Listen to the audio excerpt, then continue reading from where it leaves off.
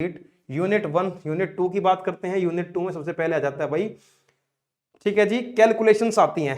ठीक है, क्या आती हैं भाई? कैलकुलेशंस।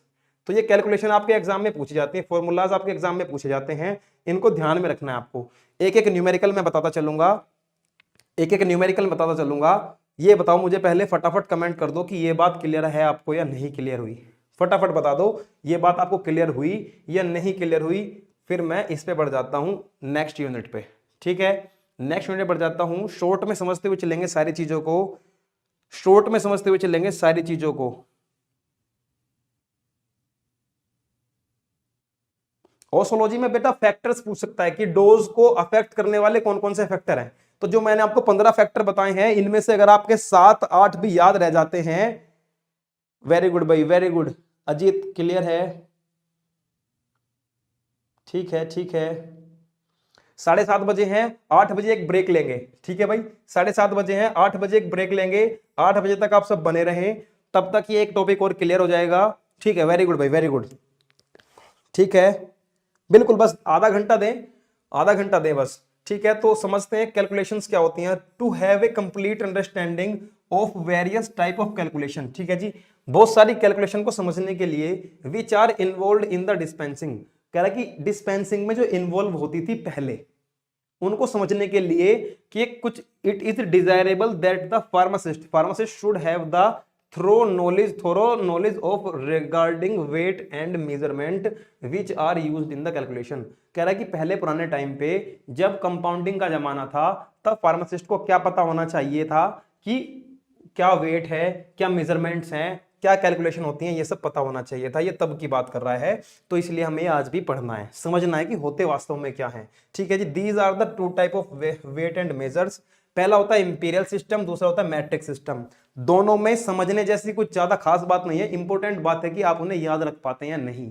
ठीक है जी, एग्जाम में एक आधा क्वेश्चन कभी कभी बन जाता है, तो आपसे पूछ लेता है, इतना खास इंपॉर्टेंट नहीं है लेकिन इंपॉर्टेंस रखता है। इंपीरियल सिस्टम एक ओल्ड सिस्टम है।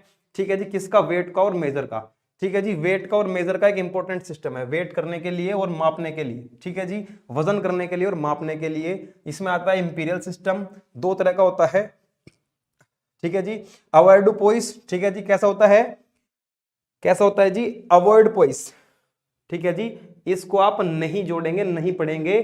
अवॉइड पोइस सिस्टम होता है और एपेथोकैरिज सिस्टम होता है। दो तरह के सिस्टम होते हैं, अवॉइड पोइस सिस्टम और एपेथोकैरिज सिस्टम होता है। इन सिस्टम को समझेंगे कि वास्तव में इन सिस्टम में होता क्या है। अवॉइड पोइस सिस्टम में क्या होता है भाई? अवॉइड पोइस सिस्टम में क्या होता है? इन दिस सिस्टम हम क्या करते हैं, the pound is the standard unit. इसके अंदर वेट करने की क्या होती है? पाउंड एक स्टैंडर्ड मेजर होती है। जैसे हमने फॉर्मूला में पढ़ा था कि बच्चे का वेट क्या होता है। ठीक है, ठीक है, बिल्कुल सही। ठीक है, बच्चे का वेट क्या होता है पाउंड में, तो यहां भी हम क्या करते थे, ड्रग को अपनी पाउंड में मेजर करते थे। ठीक है जी, समझ गए मेरी बात। इंपीरियल सिस्टम के अंदर स्टैंडर्ड टर्म क्या होती थी भैया? पाउंड। क्या होती थी? पाउंड। और इसमें भी अवॉइड पोरस सिस्टम में, इंपीरियल में भी, अवॉइड पोरस में। और जो एपेथोकैरी सिस्टम था उसमें क्या होता था? This system is also known है, जिस सिस्टम को किया हम ट्रॉय सिस्टम भी बोलते हैं। कैसा सिस्टम? ट्रॉय सिस्टम भी बोल देते हैं। The grain is the standard unit. ठीक है जी, स्टैंडर्ड यूनिट क्या होती थी वेट को मेजर करने की? ग्रेन्स। क्या होती थी भाई? ग्रेन्स। ग्रेन्स में मेजर करते कि इतने ग्रेन्स। इसमें क्या होता था ऊपर वाले में? पाउंड्स की इतने पाउंड्स। ये दोनों बहुत सिंपल हैं फिलहाल पढ़ने के लिए। अवॉइड पोरस सिस्टम में आपको बस ये बताना है कि पाउंड्स स्टैंडर्ड मेजरमेंट करने के लिए, वेट को करने के लिए क्या होती थी? स्टैंडर्ड यूनिट होती थी। लेकिन एपेथोकैरी सिस्टम में ग्रेन्स को स्टैंडर्ड यूनिट माना गया वेट को मेजर करने के लिए। समझ गए इतनी सी बात? आगे क्या बताया? आगे इसने हमें क्या समझाया? आगे ये समझाने की कोशिश की कि टेबल पढ़ते हैं एपेथोकैरी सिस्टम में और अवॉइड पोरस सिस्टम में कैसे होती हैं। देखो, इसमें सबसे इंपॉर्टेंट टर्म समझने की क्या है। ठीक है भाई, पाउंड को समझने के लिए, पाउंड को लगभग हम एलबी में समझते हैं। ठीक है जी, पाउंड को हम कैसे समझते हैं? एलबी में। तो एक पाउंड इज इक्वल कितने? 16 ओज। ठीक है जी, अवॉइड पोरस सिस्टम में एक पाउंड यानी कि एक एलबी इज इक्वल टू 16 ओज होते हैं और एक LB is equal to 7000 grain होते हैं। समझ गए मेरी बात? जब 16 ओज भी 1 एलबी के बराबर हैं और 7000 ग्रेन भी 1 एलबी के बराबर हैं, क्या मैं कह सकता हूं कि इन दो, जब ये दोनों आपस में बराबर हैं तो ये दोनों भी बराबर होंगे। तो मैं कह सकता हूं 16 ओज इज इक्वल टू 7000 ग्रेन्स। समझ गए। अब मैं यहां से 1 ओज की वैल्यू निकालना चाहता हूं, तो मैं 7000 डिवाइड बाई 16 करूंगा। तो 1 ओज की वैल्यू निकालने के लिए मैं 7000 डिवाइड बाई 16 कर दूंगा, तो मुझे 437.5 इंटू 437.5 ग्राम 5 ग्रेन्स की वैल्यू मिल जाएगी। दैट मीन्स 1 ओज इज इक्वल टू 437.5 ग्रेन्स होते हैं। ये आपको याद करते हुए समझते हुए चलना है। तो 20 ग्रेन की वैल्यू कितनी हो जाएगी? ठीक है भाई, जब इसने बोला तो फिर 20 ग्रेन की वैल्यू 20 CR की वैल्यू कितनी हो जाएगी? 1 सरप्लस क्या हो जाती है? 1 स्क्रपल। ठीक है, सरप्लस नहीं, 1 स्क्रपल हो जाएगी, जिसको जी भी लिख देते हैं। 60 ग्रेन की वैल्यू क्या हो जाएगी? 1 ड्रैकम। ठीक है, 1 ड्रैकम या फिर 3 स्क्रपल। 20 ग्रेन की वैल्यू 1, 20 इंटू 360, तो 1 इंटू 3 भी 3 हो जाएगा। ये 3 स्क्रैपल भी हो सकता है, लेकिन 3 स्क्रैपल को हम 1 ड्रैकम बोल देते हैं। तो 60 ग्रेन की वैल्यू 1 ड्रैकम, 480 ग्रेन की वैल्यू 1 आउंस। ठीक है जी। अब ये यहां से आगे अपेथो कैरी सिस्टम चल गया, जहां से ग्रेन में डिवाइड हो गया। अब ये यहां तक तो ये 1 2 3 यहां तक था अवॉइड पोरिस सिस्टम, लेकिन अब यहां से अपेथो कैरी सिस्टम चल गया भाई। यहां से कौन सा? अपेथो कैरी सिस्टम शुरू हो गया। तो 480 ग्रेन्स 1 आउंस होता है अपेथो कैरी सिस्टम में। ठीक है जी। 20 आउंस क्या होंगे? 1 पाउंड। 20 आउंस क्या होंगे? 1 पाउंड होंगे। और 5760, ठीक है जी, 5670 ग्रेन्स किसके बराबर होंगे? 1 पाउंड के बराबर होंगे ग्रेन्स भी। ठीक है, ये इतने ग्रेन्स भी 1 पाउंड के बराबर होंगे। बताओ ये सीधी सीधी बात क्लियर हो रही है या नहीं क्लियर हो रही है? बताओ फटाफट। वेरी गुड भाई, विनीत राजपूत, वेरी गुड।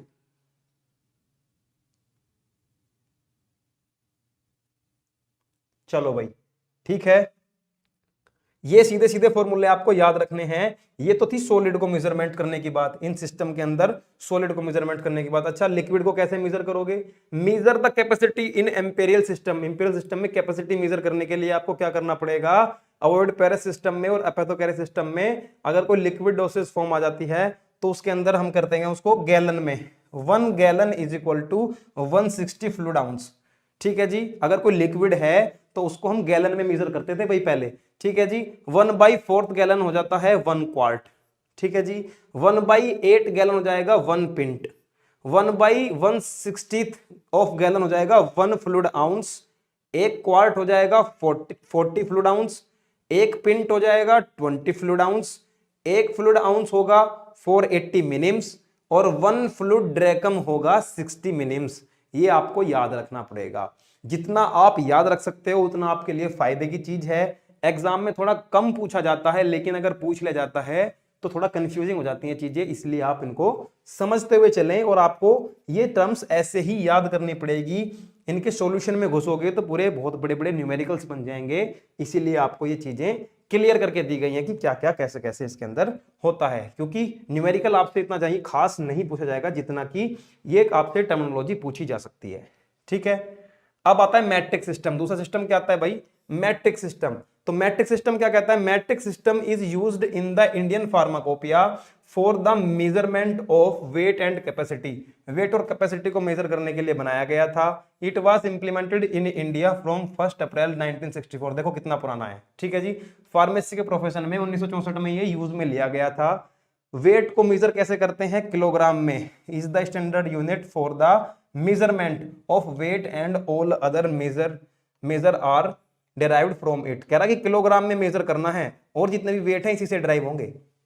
ठीक है, किलोग्राम में ही मेजर करना है। क्लियर है मेरी बात? इसने बोला कि किलोग्राम में ही मेजर करना है, और सारी की सारी सब चीजें ही क्या होंगी? किलोग्राम से ही डिराइव होके बनेंगी। ठीक है। देखो सबसे इंपॉर्टेंट चीज क्या आती है इसके अंदर? सबसे इंपॉर्टेंट चीज क्या आती है? ये होता है kilo, hecto, deca, metre, deci, centi, deci, इसको बोलते हैं सेंटी, और होता है मिली। ठीक है। यहां आप मीटर रखो या ग्राम रखो।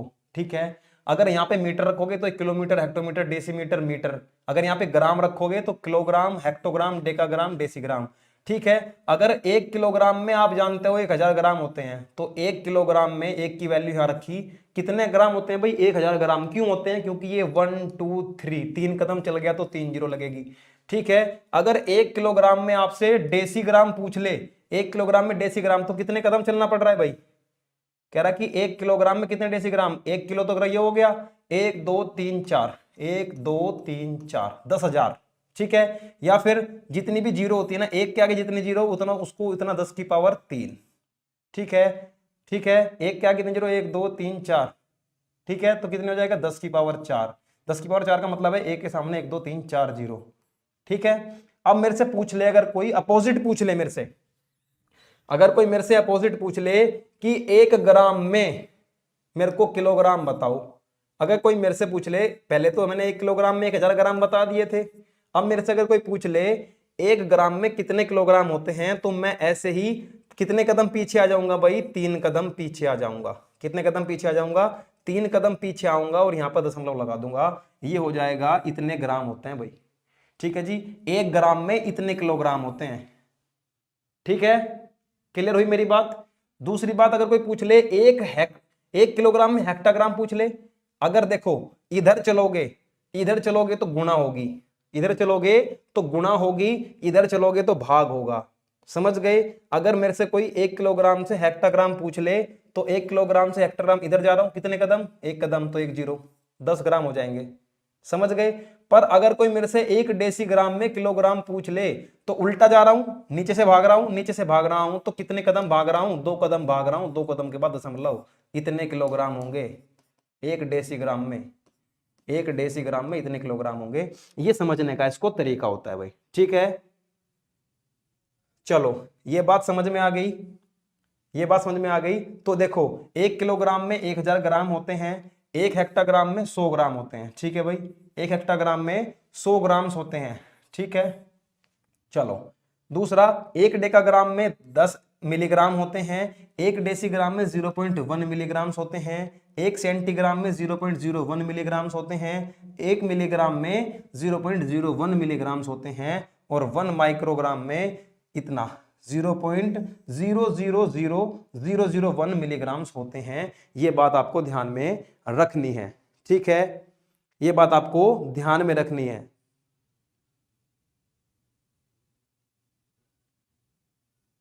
चलो भाई, ये बात क्लियर है? ये बात क्लियर है कि भाई 1 किलोग्राम में 1000 ग्राम होते हैं। ये तो पता होगा सबको, ये सारी बात पता होनी चाहिए कि 1 किलोग्राम में अगर 1000 ग्राम है, तो फिर 1 ग्राम में कितने किलोग्राम होंगे। ठीक है, उसको डिवाइड कर देंगे। ठीक है, चलो ये बात समझ में आ गई तो आगे बढ़ लो, इंपॉर्टेंट चीज है आपके लिए। ठीक है जी, measurement of capacity in metric system. अगर कोई लिक्विड है तो उसको लीटर में मापते हैं भाई। अगर कोई लिक्विड है उसको लीटर में मापते हैं, कोई सॉलिड था उसको हम ग्राम में माप रहे थे, तो 1 litre is equal to 1000 millilitre होते हैं। 1 litre is equal to 1000 millilitre, ये आपको याद रखना है। कन्वर्जन टेबल क्या बोलती है? कन्वर्जन टेबल क्या बोलती है भाई इंपीरियल सिस्टम के अंदर? कन्वर्जन टेबल, अगर कोई चीज, देखो मैट्रिक सिस्टम ये आता है इधर, मैट्रिक सिस्टम ये होता है इंपीरियल सिस्टम। मैट्रिक सिस्टम में 1 किलोग्राम होगा तो उसको इंपीरियल सिस्टम में 2.2 पाउंड बोलेंगे भाई, 2.2 LB। ठीक है, 30 ग्राम मैट्रिक सिस्टम का 30 ग्राम इंपीरियल सिस्टम के 1 आउंस के बराबर होता है। 450 ग्राम 1 पाउंड के बराबर होता है, 1 ग्राम 15 ग्रेन्स के, और 60 mg 1 ग्रेन के।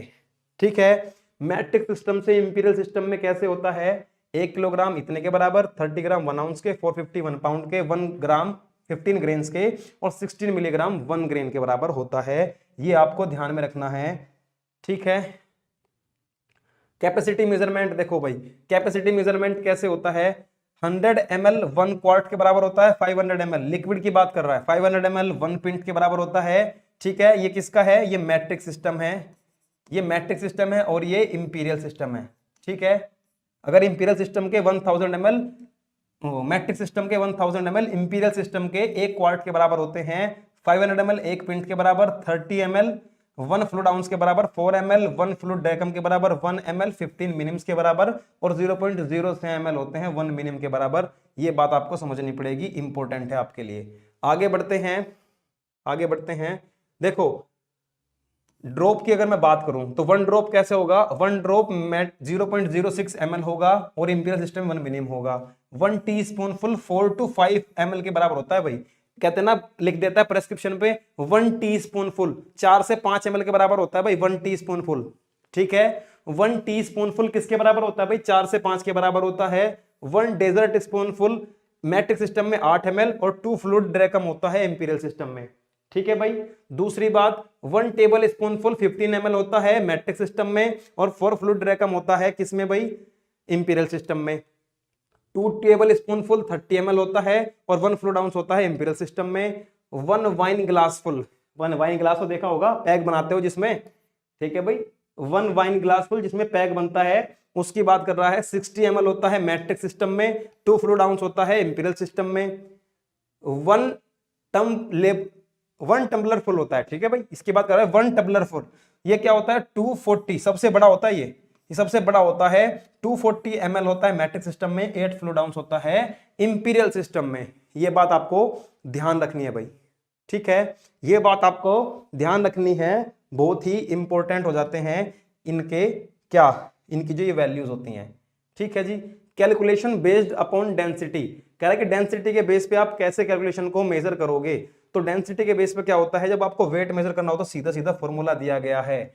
ठीक है जी, weight is equal to volume into density. Weight is equal to volume into density, या फिर हम डेंसिटी को कैसे डिफाइन कर सकते हैं, density is defined as the mass of substance per unit volume.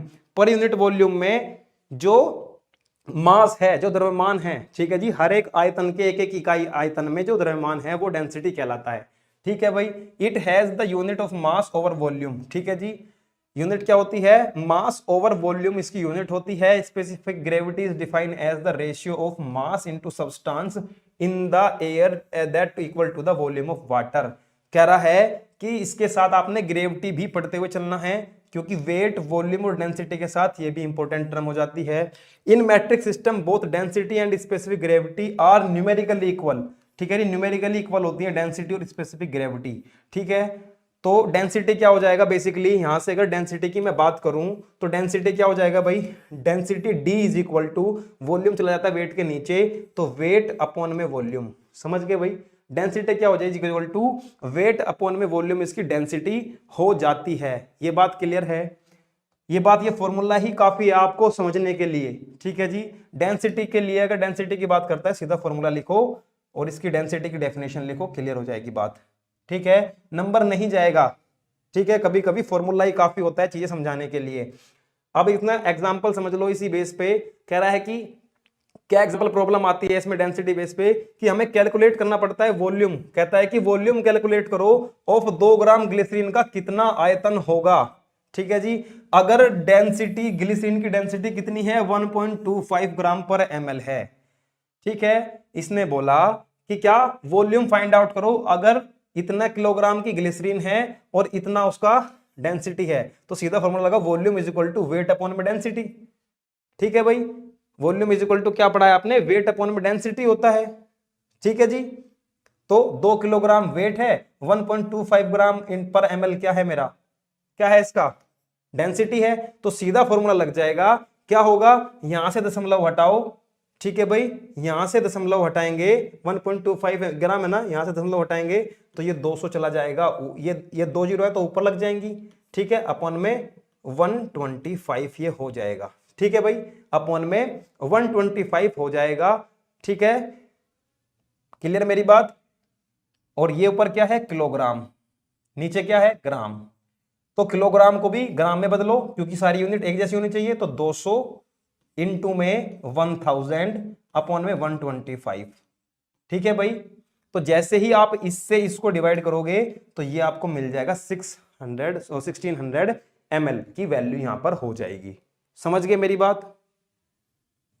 ठीक है, सीधा 2 किलोग्राम ऊपर लिखा, 1.25 ग्राम नीचे लिखा, 1.25 ग्राम नीचे लिख लिया हमने, ये किलोग्राम में है तो इसको ग्राम में बदल लेंगे, 3 जीरो आ जाएंगी, यहां से दशमलव हटाओगे 2 जीरो और ऊपर लग जाएंगी क्योंकि एक 2 कदम चलेगा आगे, ठीक है। 125 से इसको डिवाइड करोगे तो 1600 ml आपको मिल जाएगा, ठीक है। ये थी इसकी वॉल्यूम, आयतन निकालना था तो सीधा फॉर्मूला रखो और आयतन निकाल डालो भाई, ठीक है। आगे चलो, कैलकुलेशन करनी है कैसे, अब कह रहा है कि कैलकुलेट द वेट। अगर इस बार आपको वेट कैलकुलेट करना है, फॉर्मूला आप जानते ही हो क्या होता है, weight is equal to volume into density.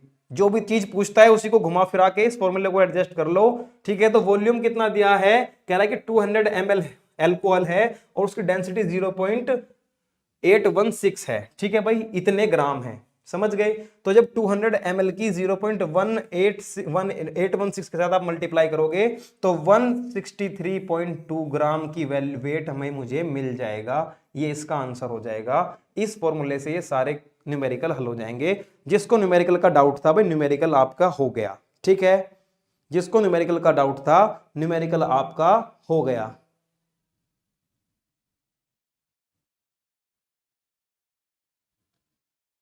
ठीक है भाई फॉर्मूला सीधा लिखा हुआ है, कह रहा है कि वेट कितना है, वेट आपको कैलकुलेट करना है, 200 ml का वॉल्यूम है, वॉल्यूम कितना है 200 ml, और क्या है डेंसिटी क्या है 0.816, इसने इसकी डेंसिटी भी दे दी आपको, तो सीधा फॉर्मूले में रख के मल्टीप्लाई ही तो करनी है, सीधा आपका आंसर आ जाएगा, ठीक है भाई।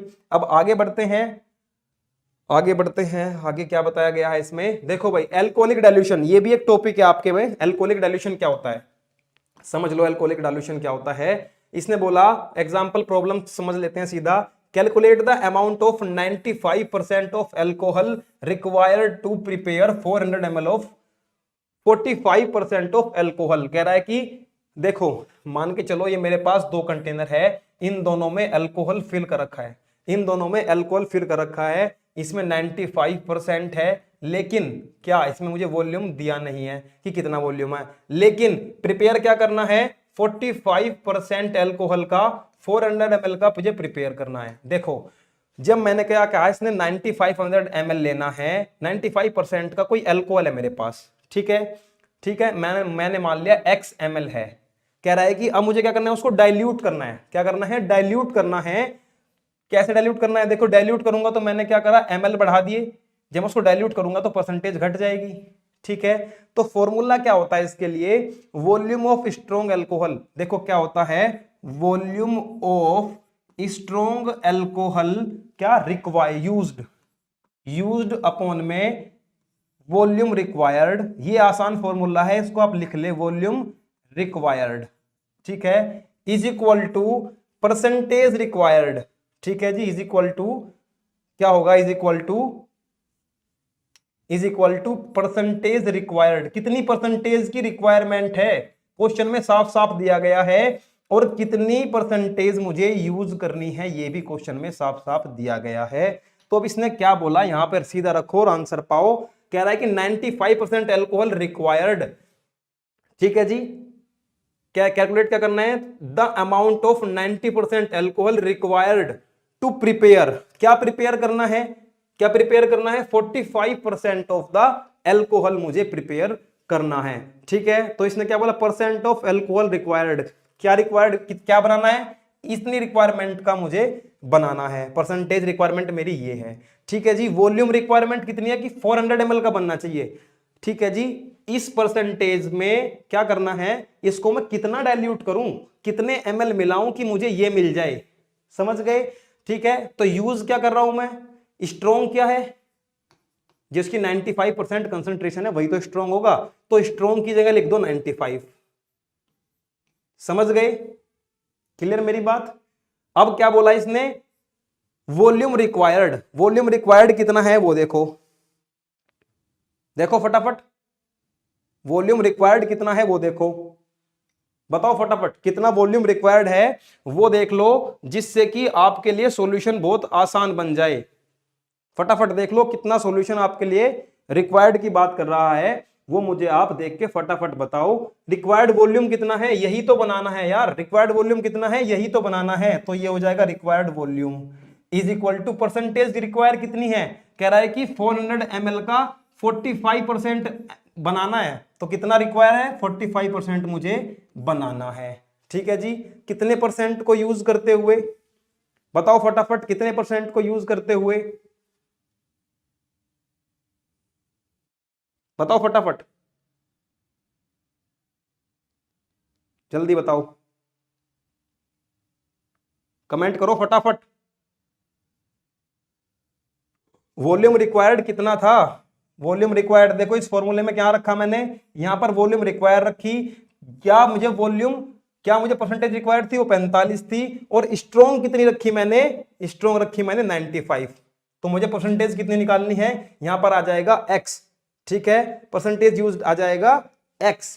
क्लियर है मेरी बात, चलो चलो फटाफट, तो क्या होगा, x is equal to 400 into में 45 अपॉन में 95 रखोगे, तो जब आप ये सब रखोगे, जैसे आप इनको सोल्व करोगे, सीधा फॉर्मूले में वैल्यूज रखोगे, डिवाइड करोगे, तो ये मिल जाएगा आपको 184.47। तो आपको ये फॉर्मूला याद रखना है, volume of strong alcohol use, जो स्ट्रॉन्ग आप यूज कर रहे हो, ये इसका वॉल्यूम आएगा, ये यही तो पूछा है हमसे x। ठीक है जी, यही तो पूछा है हमसे x, ठीक है, x ही तो पूछा है, is equal to volume require, कितना वॉल्यूम हमें रिक्वायर है, 400 ml की तो जरूरत है, ये 400 ml ही तो बनाना है हमें। ठीक है, किसका बनाना है, 45% का बनाना है, किससे बनाना है, 95% से बनाना है, सीधा आपका सॉल्यूशन आपको मिल जाएगा। क्लियर ये बात, क्लियर ये बात, ये फॉर्मूला आपको याद रखना है भाई। अगर स्क्रीनशॉट लेना चाहते हो तो इस फॉर्मूले का फटाफट स्क्रीनशॉट ले लो, काम में आएगा ये फॉर्मूला। बेसिकली फॉर्मूला ही पूछते हैं आपसे, न्यूमेरिकल क्या पता ना भी पूछा जाए, एल्कोहलिक डाइल्यूशन का फॉर्मूला बताओ, तो आपको एल्कोहलिक डाइल्यूशन का फॉर्मूला वहां पे डिस्कस करना पड़ेगा, इंपॉर्टेंट क्वेश्चन है। ठीक है, इंपॉर्टेंट क्वेश्चन है। ठीक है जी, एलिगेशन मेथड आ जाता है, एलिगेशन मेथड से कैसे सोल्व करना है, एलिगेशन बेसिकली क्या मेथड होता है, आपको दो क्या दे देगा, परसेंटेज दे देगा। देखो क्या बोलता है इसमें, calculate the volume, volume calculate करके बताओ, 95% of alcohol required to prepare 600 ml of 70% alcohol. कह रहा है देखो, एक तो आपको वॉल्यूम दे देगा ज्यादा, रिक्वायर्ड, सीधी सीधी सी बात है, सीधी सीधी सी क्या बात है, आपको सबसे पहले क्या करना है, दो चीजें होती है यहाँ पे, ए परसेंटेज ज्यादा वाली यहां रखनी है, कम वाली हमेशा इधर रखनी है, इसको बी परसेंटेज मान के चलो। ठीक है, इसने क्या बोला कि 95% अल्कोहल से, तो ज्यादा वाली यहां रखो 95%, क्या रखनी है, 95% यहां पे रखनी है, ज्यादा वाली वैल्यू यहां रखो 95%। कह रहा है कि alcohol required to prepare 600 ml of 70%, जो रिक्वायर्ड परसेंटेज होती है ना, वो हमेशा बीच में रखी जाती है, रिक्वायर्ड परसेंटेज यहां रखी जाती है, और दूसरी परसेंटेज इसने हमें नहीं दी, उसको हम जीरो मान के चलेंगे। ठीक है, उसको हम जीरो मान के चलेंगे कि इसने इस क्वेश्चन में हमें दूसरी परसेंटेज नहीं दी। तो आप इस सब सिस्टम से बचते हुए बेसिकली ये कैलकुलेट करो, हमेशा क्या करना है, एक जो ज्यादा है वो इस तरफ, ठीक है, और जो कम है वो इस तरफ, और जो रिक्वायर है, जो हमसे वो बनवाना चाह रहा है, उसको बीच में रखते हैं, और हमेशा कम में से ज्यादा घटाते हैं। इसमें से इसे घटाओ, कितना आ गया भाई 25, 70 में से जीरो गया, 70 ही बचेगा, इसको इधर रखो 70। ठीक है, अब ये आ गए पार्ट, ये क्या आ गए, पार्ट आ गए, ये मुझे मिल गए पार्ट कि 95% के 70 पार्ट। और ये जो बी है, बी कुछ भी हो सकता है, वाटर भी हो सकता है भाई, ठीक है, बी इसमें मान के चलते हैं वाटर, वाटर भी मिलाना था, वाटर के 25 हिस्से, क्या आ गई ये 25 part of water and 70% of ये 95% अल्कोहल, इसके 70 पार्ट अगर मैं मिला दूं तो मुझे क्या मिलेगा, 70% का अल्कोहलिक सॉल्यूशन मुझे मिल जाएगा। अब इसने पर क्वेश्चन में क्या बोला कि 600 ml, क्या बोला 600 ml, तो मेरा फॉर्मूला क्या होगा, वॉल्यूम इनटू, फॉर्मूला क्या होगा, वॉल्यूम इनटू, वॉल्यूम इनटू में पार्ट अपॉन में टोटल पार्ट, वॉल्यूम इनटू में पार्ट अपॉन में टोटल पार्ट। तो सबसे पहले अगर इसने पूछा कि मुझे 95% का कितना ml, 70 पार्ट तो मैंने निकाल लिया, लेकिन कितना ml मिलाऊं, अगर इसने पूछा कि 95% का कितने ml मिलाऊं, तो मैं क्या बोलूंगा, वॉल्यूम कितना दिया हुआ है 600, तो जो भी मुझे वॉल्यूम दिया है उसके साथ क्या करेंगे, पार्ट किसके मिलाएंगे, जो 95 के नीचे लिखा हुआ है, किसके 70 पार्ट किसके साथ मिलाएंगे, टोटल के साथ, 70 और 25 95, और इसको कैलकुलेट कर देंगे तो मुझे 95% के पार्ट मिल जाएंगे, 95% का ml मिल जाएगा कि इतने ml, कितना ml आएगा, ये 442 आएगा भाई, ठीक है। तो मुझे 95% के 442.10, ठीक है जी, 0.10 मिलाने की जरूरत पड़ेगी, जिससे मेरा सॉल्यूशन क्या हो जाएगा भाई, क्या बन जाएगा, 600 ml और 70% का सॉल्यूशन मुझे मिल जाएगा। क्लियर है मेरी बात, ठीक है, क्लियर है। चलो अगर इतनी बात क्लियर है तो आगे बढ़ते हैं, ठीक है, इतनी सी बात क्लियर है तो भाई आगे बढ़ते हैं। Proof spirit calculation, proof spirit calculation एक ब्रेक के बाद पढ़ेंगे भाई, एक 15 मिनट का ब्रेक लेंगे।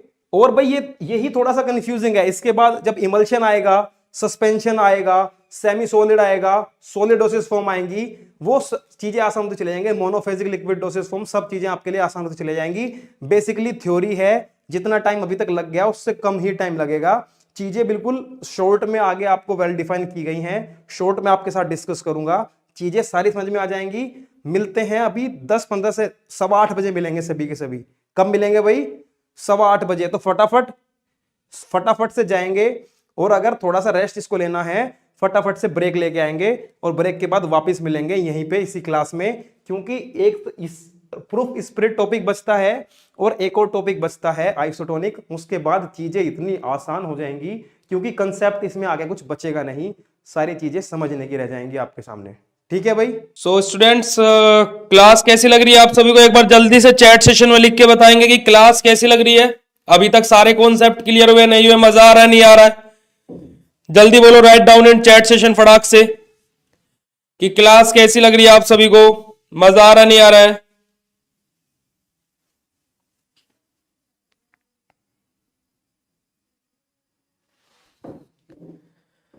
समझ में आ रहे, कॉन्सेप्ट क्लियर हो रहे हैं, यस और no, write down in chat session एक बार जल्दी से।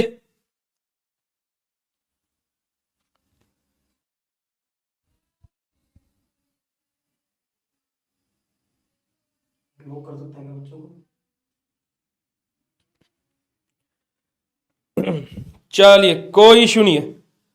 अभी क्या है कि सेकंड यूनिट थोड़ा कैलकुलेशन वाली थी ना, तो इस वजह से आपको थोड़ा सा बोरिंग सा लग रहा होगा। अभी थर्ड यूनिट से आपके सारे कॉन्सेप्ट क्लियर होने स्टार्ट हो जाएंगे, कोई इशू वाली बात नहीं है ना। Yes, very good very good very good, ठीक है बेटा। आप लोग अगर जो कमेंट सेक्शन में है ना कलियों के पीछे भागोगे तो कॉन्सेप्ट क्लियर नहीं होंगे, है ना, और अगर जो कॉन्सेप्ट के पीछे भागोगे तो फिर तो सारे कॉन्सेप्ट क्लियर ही हो जाएंगे, है ना, तो कोई इशू वाली बात नहीं है। चलिए, हाँ बहुत अच्छा पढ़ा रहे, very good very good very good. चलिए ठीक है, और दूसरी चीज ये है कि थोड़ा सा आप लोगों को अभी क्या है कि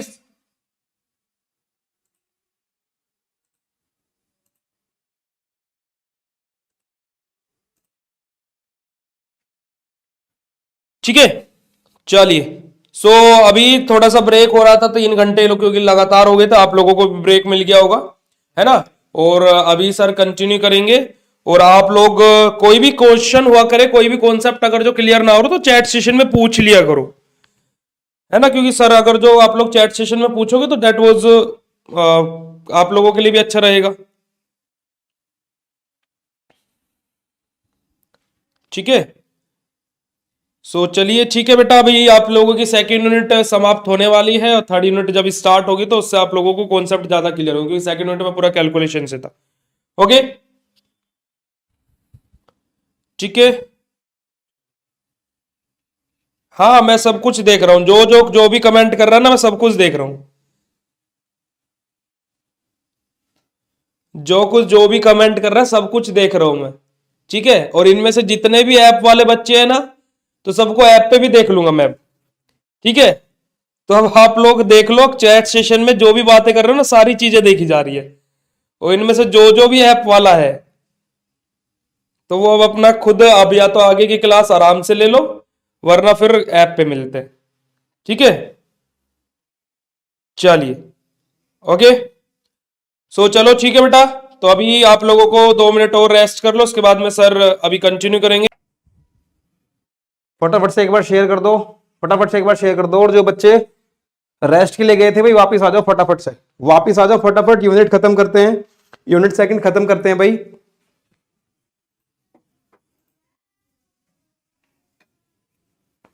आ जाओ भाई सब फटाफट।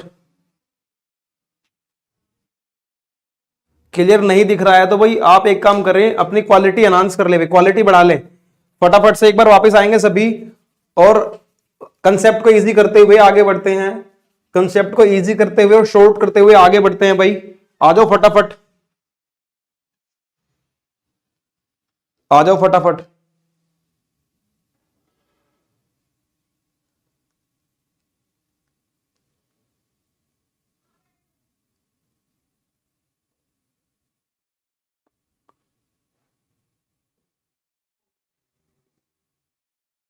आ जाओ भाई, आ जाओ।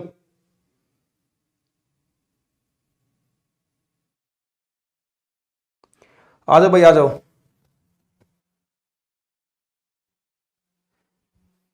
भाई शिव कुमार बहुत बातें करते हो आप, आपके मैं कंटिन्यूअस कमेंट पढ़ रहा हूं, कंटिन्यूअस कमेंट पढ़ रहा हूं। इतनी बातें यार कमेंट में, इतना थोड़ा सा आप पढ़ने पे ध्यान दो, ठीक है? आप पढ़ने पे भी ध्यान दो। आ जाओ भाई।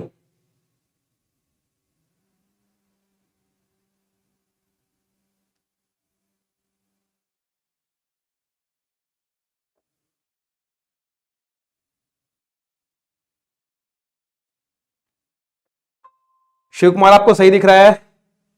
शिवम यादव आपको सही दिख रहा है ना? बाकी सबको सही दिख रहा है? चलो क्वालिटी एनहांस कर लें भाई, क्लास स्टार्ट करते हैं। फटाफट आ जाओ सब, एक बार शेयर कर देंगे वीडियो को, फटाफट शेयर कर देंगे वीडियो को, फटाफट शेयर कर देंगे। और भाई स्टार्ट करते हैं। देखो भाई प्रूफ स्प्रिट कैलकुलेशन क्या है। देखो इंडिया के अंदर अल्कोहल की जो एक्साइज ड्यूटी लगती है ना, कि भाई कितने % अल्कोहल है, ठीक है? तो वो इस स्टैंडर्ड बेस पे लगती है भाई। किस स्टैंडर्ड बेस पे लगती है? देखो द स्ट्रेंथ ऑफ अल्कोहल, ठीक है? The strength of alcohol, the strength of alcohol is calculated strength, alcohol की स्ट्रेंथ हम कैसे कैलकुलेट करेंगे? प्रूफ, इन प्रूफ डिग्री। एक स्टैंडर्ड टर्म होती है प्रूफ डिग्री बोलते हैं जिसको। प्रूफ डिग्रीज के टर्म में हम अल्कोहल की, क्या जो दारू होती है भाई, अल्कोहल होता है जो, उसकी स्ट्रेंथ को क्या करते हैं हम? मेजर करते हैं। इंडिया के अंदर 100% प्रूफ स्पिरिट किसे बोला जाएगा? जिसके अंदर 57.1, इसको सही कर लो, 57.1% volume by volume ethyl alcohol जिसके अंदर होगा, उसको इंडिया के अंदर 100% प्रूफ स्पिरिट माना जाएगा। समझ गए मेरी बात? 100% प्रूफ स्पिरिट माना जाएगा। तो हम बोल सकते हैं 100% proof spirit is equal to 57.1% weight by volume of ethyl alcohol. ये इंपॉर्टेंट टर्म इसमें समझने की है। दूसरी बात, if the value is more than 57%, अगर 57% से वॉल्यूम ज्यादा हो जाता है, 0.1 से ज्यादा हो जाता है, तब हम कहेंगे it is said to be over proof spirit. Over proof spirit बोलेंगे, ठीक है जी? समझ गए? अगर ये वैल्यू लेस देन हो जाती है 57.1 से, तब इसको हम क्या बोलेंगे? Under proof spirit. Under proof spirit बोला जाएगा इसको। समझ गए मेरी बात? आगे क्या बोला? अगर ओवर प्रूफ स्पिरिट में क्या होगा? वैल्यू पॉजिटिव मिलेगी। अगर वैल्यू पॉजिटिव है तो बोला जाएगा ओवर प्रूफ, अगर वैल्यू नेगेटिव आएगी तब बोला जाएगा अंडर प्रूफ। तो इस पर भी हमें फॉर्मूला पढ़ना होता है। बस मैं केवल आपको फॉर्मूला बताऊंगा जो आपके लिए इंपॉर्टेंट है, बाकी कुछ कैलकुलेशन में घुसने की जरूरत आपको नहीं है। तो आपको अभी यहां पर कैलकुलेशन में नहीं घुसना है, बस मैं सीधा सीधा आपको एक फॉर्मूला बताऊंगा। देखो जब 57.1 वॉल्यूम ऑफ इथाइल अल्कोहल बराबर होता है 100 ml ऑफ प्रूफ स्पिरिट के, ये बात हमें पता है। तो 1 वॉल्यूम ऑफ इथाइल अल्कोहल कैसे निकालेंगे? 100 को डिवाइड कर देंगे 57.1 से, तो हमें मिल जाएगा 1.753 वॉल्यूम ऑफ प्रूफ स्पिरिट। ये एक वैल्यू मिल जाएगी हमें, ठीक है? तो अगर हमें कोई कैलकुलेशन दी गई है और हमसे फिर पूछेगा volume in proof is equal to percentage, क्या भाई, is equal to percentage strength of alcohol, percentage strength of alcohol. ठीक है जी, समझ गए मेरी बात, परसेंटेज स्ट्रेंथ ऑफ एल्कोहल। ये फॉर्मूला ध्यान से सुनना है, एग्जाम में आपको यही लिखना है अगर आपसे प्रूफ स्प्रिट की बात करता है। समझ गए मेरी बात, इनटू में कौन सी वैल्यू, जो ये वैल्यू भी हमने स्टैंडर्ड वैल्यू निकाली 1.753, 1.753 माइनस 100। क्लियर हुआ ये फॉर्मूला, माइनस 100 ऐसे निकालेंगे भाई। ठीक है, समझ गए। वॉल्यूम ऑफ प्रूफ स्प्रिट कैसे निकालेंगे, वॉल्यूम ऑफ प्रूफ स्प्रिट पूछेगा अगर हमें अल्कोहल की स्ट्रेंथ दी गई है 70%, ठीक है जी, मल्टीप्लाई में क्या दे दिया 1.753 हमारे फॉर्मूले में है, 7.5 हमारे फॉर्मूले में है 53, और इसको 100 में से घटा देना है बस। अगर वैल्यू पॉजिटिव मिलती है तो क्या है, ओवर प्रूफ, अगर वैल्यू नेगेटिव मिलती है तो क्या है, अंडर प्रूफ। बस इतनी सी बात है, बताओ क्लियर हुआ, बताओ भाई फटाफट, क्लियर हुआ। इतनी सी बात पढ़नी है प्रूफ स्प्लिट में, इस कैलकुलेशन में जाने की कोई जरूरत नहीं है, बस ये फॉर्मूला समझ लेना है। प्रूफ स्प्लिट में वॉल्यूम इन प्रूफ पूछेगा आपसे, वॉल्यूम इन प्रूफ पूछेगा, और परसेंटेज स्ट्रेंथ ऑफ एल्कोहल आपको क्वेश्चन में दिया जाएगा। समझ गए मेरी बात, और 1.753 और माइनस 100 कर देना है आपको। वॉल्यूम पॉजिटिव मिलेगी तो ओवर प्रूफ, नेगेटिव मिलेगी तो अंडर प्रूफ। क्लियर, इतनी सी बात में सारी चीजें क्लियर। चलो भाई आगे बढ़ते हैं, बात करते हैं आगे किसकी, आइसोटोनिक सॉल्यूशन की। क्या होता है आइसोटोनिक सॉल्यूशन, सेमेस्टर 3 में ही पढ़ोगे आप। आइसोटोनिक सॉल्यूशन क्या होता है, isotonic solution which have same osmotic pressure to the equal solution concentration. ठीक है जी, 0.9% sodium chloride solution is considered to possess the same osmotic pressure and hence it is standard solution which is isotonic with blood plasma. क्या कह रहा है, मेरी इधर क्या है, सेल मेम्ब्रेन है, सेल मेम्ब्रेन, ठीक है, मेरी इधर सेल प्रेजेंट है, मेरे पास क्या है, सेल। इस सेल के पहले क्या है, एक सेमी परमिएबल मेम्ब्रेन होती है भाई, क्या होती है, एक सेमी परमिएबल मेम्ब्रेन होती है। तो जो मेरे ब्लड प्लाज्मा है ना, सेल के पास ये ब्लड प्लाज्मा, इधर ब्लड प्लाज्मा है, इधर ब्लड प्लाज्मा, ठीक है। ये ब्लड प्लाज्मा क्या करता है, सेल के पास जाता भी है और सेल से वापस भी आता है। तो जब ये सेमी परमिएबल मेम्ब्रेन से आर पार जाता है ना, तो इसको इधर एक प्रेशर लगाना पड़ता है इसको पार करने के लिए, उसको बोलते हैं ऑस्मोटिक प्रेशर। समझ गए। तो अब मुझे क्या करना है, इस सेल के पास मुझे अपना जो मैंने सॉल्यूशन बनाया है ना, ये जो सॉल्यूशन बनाया हुआ है, मैं उस सॉल्यूशन को भेजना चाहता हूं। अगर मेरा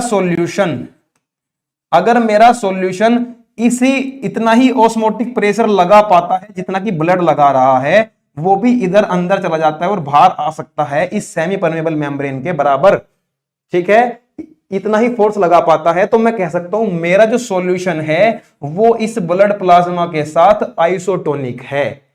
समझ गए मेरी बात, वो इस ब्लड प्लाज्मा के साथ आइसोटोनिक है। क्लियर, इतनी सी बात।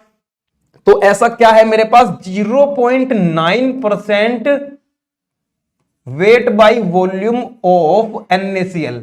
सोडियम क्लोराइड के 0.9% वेट बाय वॉल्यूम क्या होता है, उतना ही प्रेशर एक्सर्ट कर पाता है 0.9% wait by volume of NaCl का सॉल्यूशन, जितना कि मेरा ब्लड प्लाज्मा लगा पाता है। तो मैं इसको स्टैंडर्ड मान के चलता हूं कि ये एक आइसोटोनिक सॉल्यूशन है। क्लियर है मेरी बात, ये क्या है, एक आइसोटोनिक सॉल्यूशन है। Clear. Any concentration about this इस 0.9% से कंसंट्रेशन अगर मेरे सॉल्यूशन की ज्यादा होती है, तब मेरा सॉल्यूशन क्या होगा, हाइपरटोनिक हो जाएगा। क्योंकि भाई ज्यादा होगी, हाइपर हो गई, तो मैं उसको बोलूंगा हाइपरटोनिक। दूसरी बात, अगर इससे कम हो जाती है 0.9% से अगर ज्यादा होती है, 0.9% से अगर मेरा सॉल्यूशन की ज्यादा है, ठीक है, क्या, टोनिसिटी, ठीक है, तो मैं उसको बोलूंगा क्या, हाइपरटोनिक। अगर 0.9% से कम है, ठीक है, अगर 0.9% से कम है सॉल्यूशन के अंदर टोनिसिटी या ऑस्मोटिक प्रेशर, तो मैं क्या बोलूंगा कि ये जो सॉल्यूशन होगा ये क्या होगा, हाइपोटोनिक। कैसा होगा, हाइपोटोनिक होगा, क्योंकि ये कम प्रेशर एक्सर्ट कर रहा है, कम ऑस्मोटिक प्रेशर लगा रहा है 0.9% wait by volume of the NaCl से। क्लियर। तो अब मुझे क्या करना पड़ता है, जो मेरे सॉल्यूशन हाइपरटोनिक है और हाइपोटोनिक है, उनको भी आइसोटोनिक बनाना चाहता हूं मैं। मैं चाहता हूं कि वो भी आइसोटोनिक बन जाए, तो मैं उनके एडजस्टमेंट में लग जाता हूं।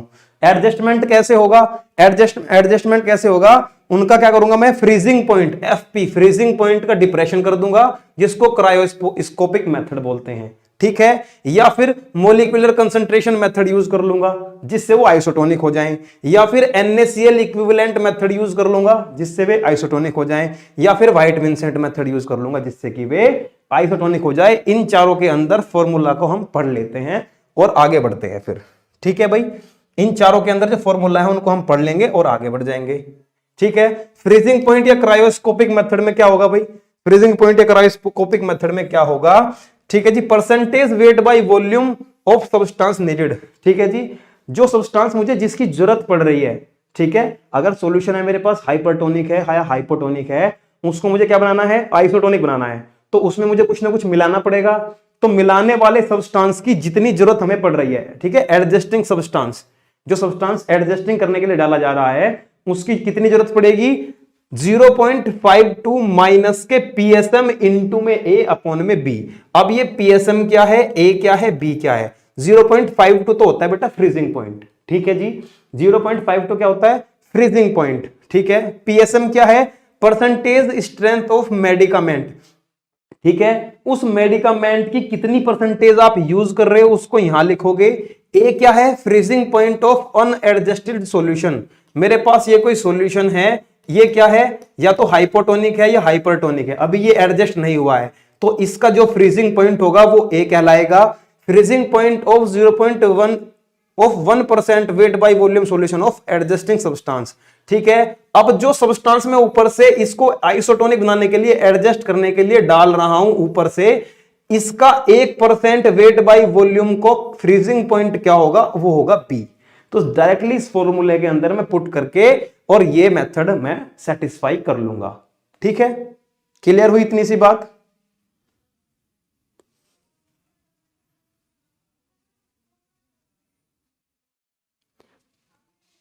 ठीक है भाई। भाई अगर बोलना ही है तो यहां के रिगार्डिंग बोलो, कुछ समझ नहीं पा रहे हो उसके रिगार्डिंग बोलो, ठीक है। यहां पे आओ, टॉपिक पे आओ बेटा, ये काम आने वाला है, ठीक है। बिल्कुल बिल्कुल, डोंट वरी, ठीक है। अब चलो, अब आगे चलो। आगे क्या बोला गया है? दूसरा मेथड है भाई NaCl इक्विवेलेंट मेथड। इसमें भी आपको क्या करना है बेटा? डायरेक्ट फॉर्मूला पढ़ना है। इसमें भी क्या? डायरेक्ट फॉर्मूला पढ़ना है। फॉर्मूला क्या बोलता है? NaCl इक्विवेलेंट मेथड का मतलब है कि हम NaCl ही डाल देंगे उस सॉल्यूशन के अंदर, जिससे कि उसकी टोनिसिटी क्या हो जाए? मेंटेन हो जाए और वो आइसोटोनिक बन जाए। तो 0.9 minus PSM, percentage strength of medicament, और मल्टीप्लाई में ई के साथ मल्टीप्लाई कर देंगे। अब ई क्या है? NaCl की वो वैल्यू है जो 1% ड्रग के बराबर है। जो ड्रग के 1% के बराबर है वो NaCl की वैल्यू ई होती है। पीएसएम मैंने बताया था परसेंटेज स्ट्रेंथ ऑफ मेडिकामेंट होता है, ठीक है। सीधा इस फॉर्मूले में वैल्यू को रखो और आपको क्या मिल जाएगा? NaCl के वो वैल्यू मिल जाएगी कि हमें इतना NaCl डालने पर मेरा सॉल्यूशन आइसोटोनिक हो जाएगा, ठीक है। चलो अब आगे बोलते हैं व्हाइट विंसेंट मेथड। क्या होता है व्हाइट विंसेंट मेथड? बोलता है हमें volume is equal to W यानी कि वेट इनटू में E, ये वही E की बात कर रहा है, और 111 की मल्टीप्लाई करनी है। ये E यही होता है, ठीक है। NaCl equivalent, weight of drug, और वॉल्यूम क्या है? आइसोटोनिक सॉल्यूशन के कितने ml हमें मिलाने पड़ेंगे, तो सीधी हमें ये वैल्यू मिल जाएगी। ये फॉर्मूला आपको पढ़ना है। ये फॉर्मूला आप आगे थर्ड सेमेस्टर में पढ़ने वाले हो, ठीक है। ये सब आप थर्ड सेमेस्टर में पढ़ने वाले हो।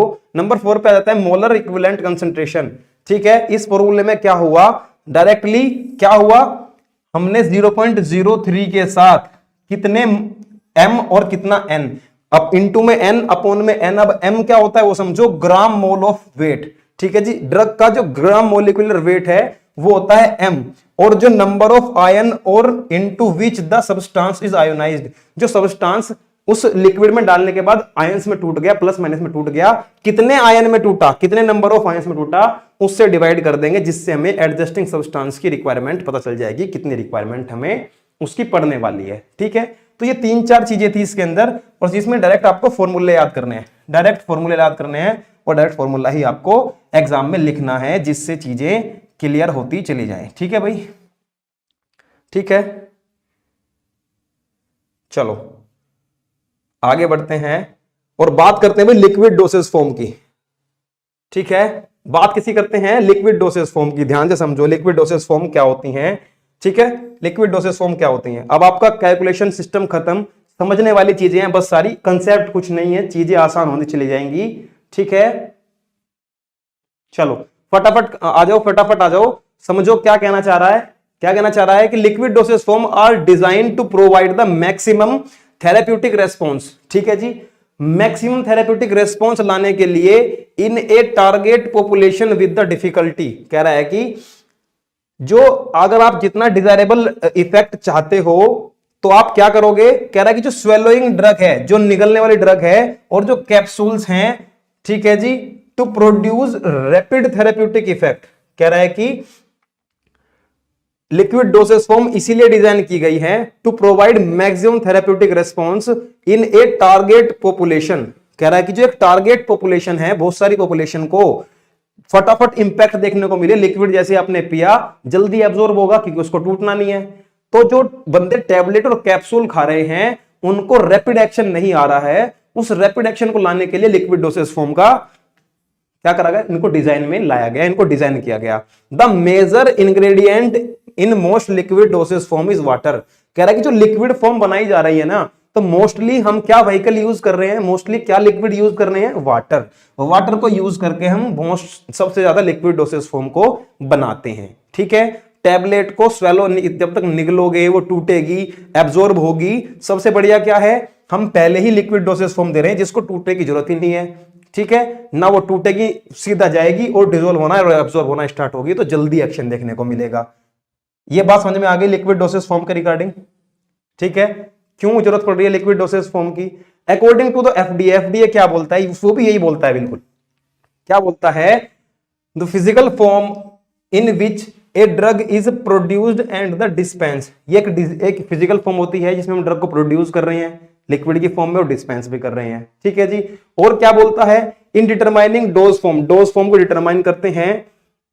इसमें सबसे चीजों का क्या है, सबसे पहले हमें क्या करना है, एफडीए क्या बोलता है, एग्जामाइन सच फैक्टर्स। एफडीए बोलता है कि इन कुछ फैक्टर्स का ध्यान रखना है। एलिजेंस, एलिजेंस में क्या बोलता है कि इसकी physical appearance of the drug product, drug product की फिजिकल अपीयरेंस कैसी है वो ध्यान में रखनी है। दूसरी बात क्या बोली, stability, physical form of the drug produced prior to the dispensing to the patient. कह रहा कि पेशेंट को देने से पहले इस लिक्विड डोसेज फॉर्म की आप ये देख लें कि फिजिकल फॉर्म ठीक है नहीं है, भौतिक अवस्था ठीक है नहीं है, लिक्विड ही तो है, वो लिक्विड से सॉलिड तो नहीं बन गया, जम तो नहीं गया, खराब तो नहीं हो गया, उन चीजों का ध्यान रखना है। Acceptability, the way of product is administered. कह रहा है कि जो लिक्विड डोसेज फॉर्म आपने बनाई है ना, वो जिस रूट से दी जानी है वो भी आपको पता होना चाहिए। ठीक है जी, एफिकेसी, एफिकेसी में क्या बोलता है, फ्रीक्वेंसी ऑफ डोजिंग, डोज की फ्रीक्वेंसी कितनी है ताकि वो अच्छा इंपैक्ट दिखा सके, लिक्विड डोसेज फॉर्म के केस में वो आपको ध्यान में रखना है। दूसरी बात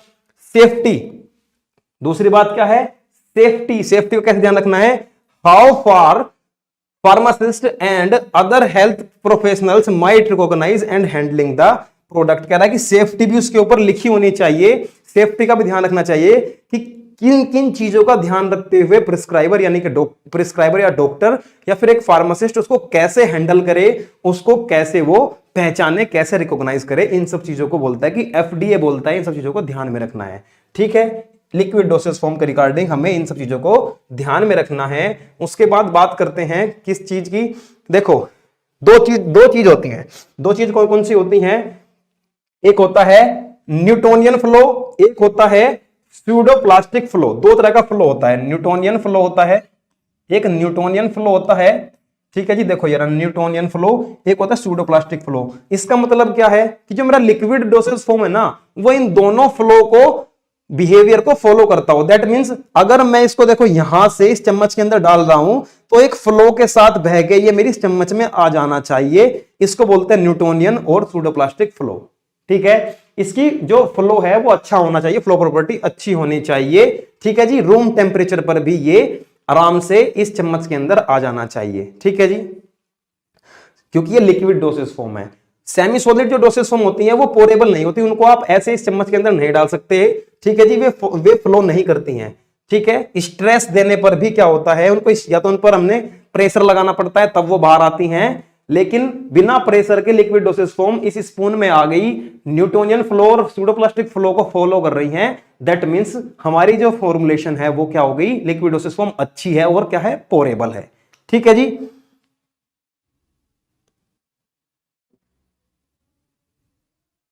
हाँ बिल्कुल बिल्कुल, क्या रेस्पॉन्स दे रही है भाई, कैसे रेस्पॉन्स नहीं दे रही है, क्या रेस्पॉन्स दे रही है, समझ गए, उसकी बात करता है। थेरेप्यूटिक का मतलब क्या रेस्पॉन्स दे रही है, क्या थेरेप्यूटिक रेस्पॉन्स आ रहे हैं, ठीक है। चलो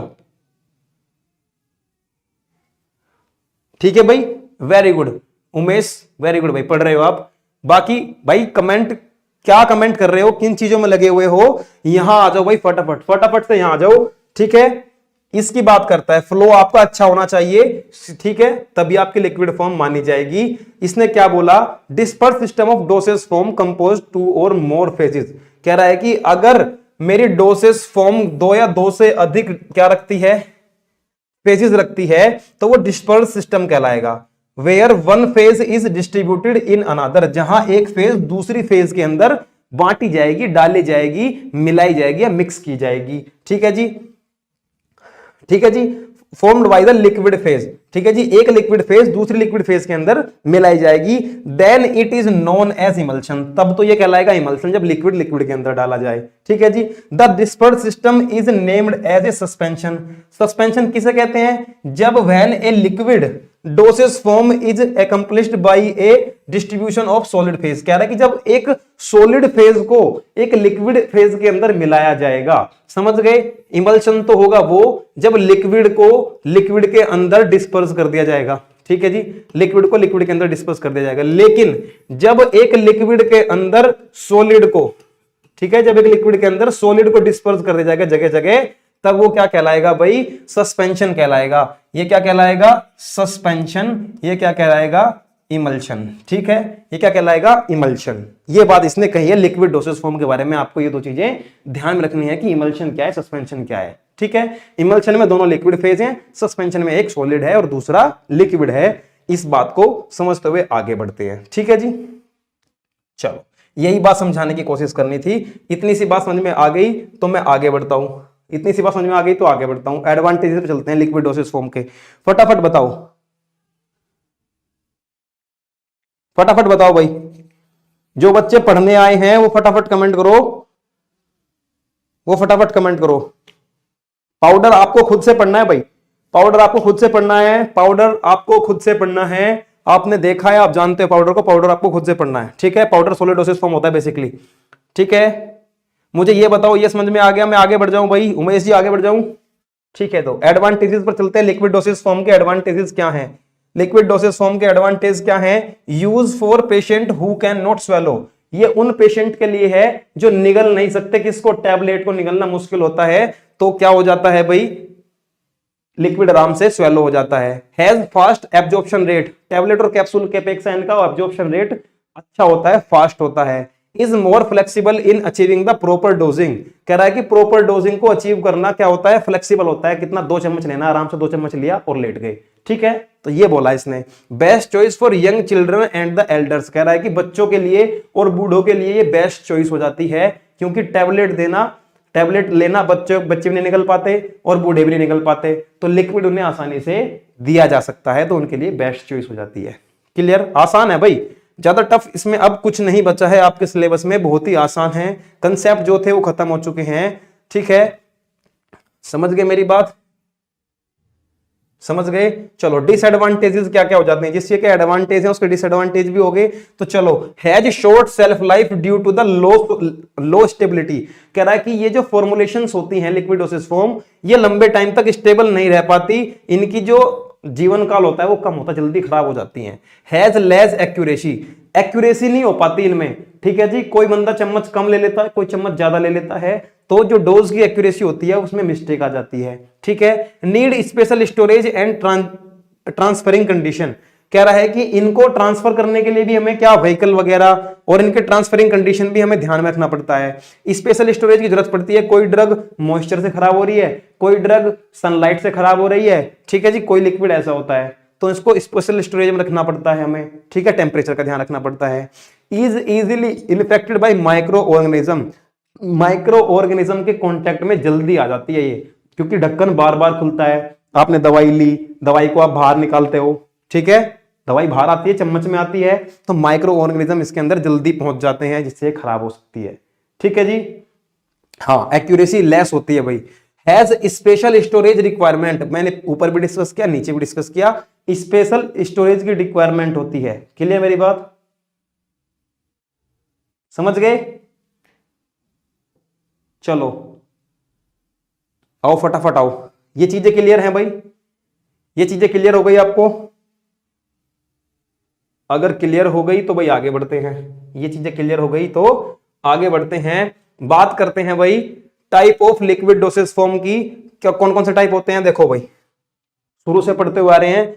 सॉल्यूशंस होते हैं, कुछ सॉल्यूशंस होते हैं, कुछ लोशंस होते हैं, कुछ एरोमेटिक वाटर होता है, कुछ सस्पेंशन, डिकॉक्शन, सिरप डिकॉक्शन वगैरह होते हैं जो भाई आप प्लांट वगैरह से निकालते हो। सिरप, कोलोइडल सस्पेंशंस बनाते हो आप, लोशंस बनाते हो, टिंक्चर्स बनाते हो, स्पिरिट यूज करते हो, एलिक्सर्स मैंने आपको बताया था, ठीक है जी। कोई ड्रग सब्सटेंस है मेरा, वाटर में नहीं घुल रहा है, पहले मैं उसको अल्कोहल में घोल देता हूं, फिर इन दोनों को मिला के मैं वाटर में घोल देता हूं, अब इनको मैं वाटर में डाल दूंगा तो क्या बन जाएगा? ये एलिक्सर बन जाएगा, ठीक है। इंपॉर्टेंट चीज है एलिक्सर। फ्लूइड एक्सट्रैक्ट्स होते हैं, लिनिमेंट्स होते हैं, लिनिमेंट्स भी लिक्विड डोसेज फॉर्म होती है, बेसिकली ऑयली नेचर के होते हैं। घुटने में दर्द है, गठिया बा है, आप वो तेल लगाते हो ना लाने के लिए, लिनिमेंट्स होते हैं, ठीक है। ये चीजें क्लियर हो जाती हैं आपके लिए। इसकी मैं बात करता हूं, एक बार स्क्रीनशॉट ले लो, टाइप्स आप डिस्कस कर सकते हो एग्जाम के अंदर, तो ये चीजें आपके लिए आसान हो जाएंगी। आसान हो जाती है तो चीजें आगे बढ़ जाते हैं बच्चा, आगे बढ़ जाते हैं। टाइप्स के बाद बात आती है किसकी? Steps of liquid manufacturing process. पहला बताऊंगा, सारे क्लियर होते चले जाएंगे। पहला बताऊंगा, सारे क्लियर होते चले जाएंगे। पहला स्टेप क्या है? प्लानिंग करते हैं भाई हम, कि हमें रिक्वायरमेंट किन किन चीजों की है, उनकी हम प्लानिंग करते हैं। प्लानिंग कैसे करते हैं? Planning of material requirement. सबसे पहले क्या करेंगे? हम रिसर्च करेंगे, उसके बाद डेवलपमेंट करेंगे। रिसर्च किस चीज की करेंगे? कि कैसे हमें मार्केट में आना है, कैसे लिक्विड डोसेज फॉर्म बनाई जानी है, क्या क्या नियम रहेंगे, कैसे सिलेक्शन करना है रॉ मटेरियल का, ठीक है जी। उसके बाद रॉ मटेरियल का एक्विजिशन कैसे करना है, ठीक है, उसको खरीदना कैसे है, उसका एनालिसिस यानी कि उसकी हमें क्या करनी है, उसका वैलिडेशन प्रोसेस कैसे करना है, उसकी टेस्टिंग कैसे करनी है। क्लियर? रॉ मटेरियल की बात कर रहा है सबसे पहले। उसके बाद फिजिकल प्लांट डिजाइन, जहां आप लिक्विड डोसेज फॉर्म को बना रहे हो, वो प्लांट की भी तो आपको जरूरत पड़ेगी। कहां बनाओगे? बिल्डिंग होना चाहिए, इंस्टॉलेशन आप कैसे करोगे उन सब चीजों का। उसके बाद इक्विपमेंट सिलेक्शन, जिन इक्विपमेंट की हेल्प से आप उसे बनाने जा रहे हो, उन इक्विपमेंट का भी आपको क्या करना पड़ेगा? सिलेक्शन करना पड़ेगा। फिर वो एक्विजिशन, खरीदने पड़ेंगे, परचेज करने पड़ेंगे।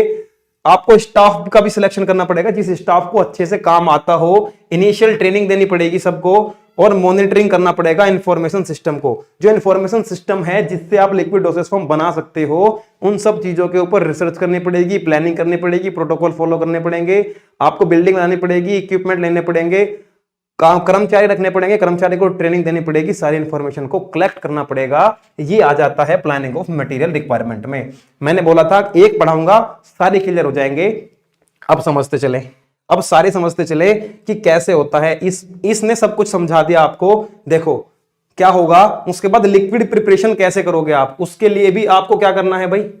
लिक्विड प्रिपरेशन करने के लिए भी क्या करना है? रिसर्च करनी है, डेवलपमेंट करनी है। Rules of concerning liquid compounding, आप लिक्विड की कंपाउंडिंग कैसे करोगे, उसके लिए रिसर्च करनी है, डेवलपमेंट करनी है, प्रोटोकॉल फॉलो करने हैं। आपको कर्मचारी भी काम पे रखने पड़ेंगे, और उनका क्या करना पड़ेगा? आपको सब चीज का ध्यान रखना पड़ेगा। अगर उनको काम करते हुए कोई हानि, क्षति पहुंच जाती है, उसका कंपनसेशन भी कंपनी को देखना पड़ेगा।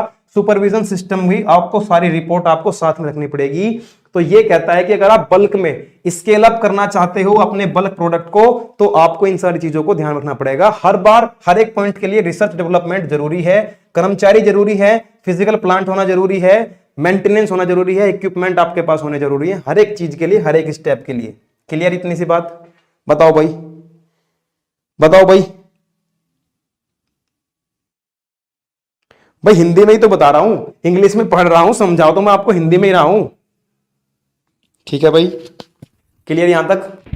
सबके लिए एक ही चीज फॉलो होगी। अब देखना आप, सबके लिए एक ही चीज फॉलो होने वाली है। देखो अब नेक्स्ट पॉइंट पढ़ोगे आप, फिलिंग एंड पैकेजिंग अगर आप कर रहे हो, अगर आप लिक्विड प्रिपरेशन की फिलिंग और पैकेजिंग कर रहे हो, उसके लिए भी आपको रिसर्च करनी है, डेवलपमेंट करने हैं।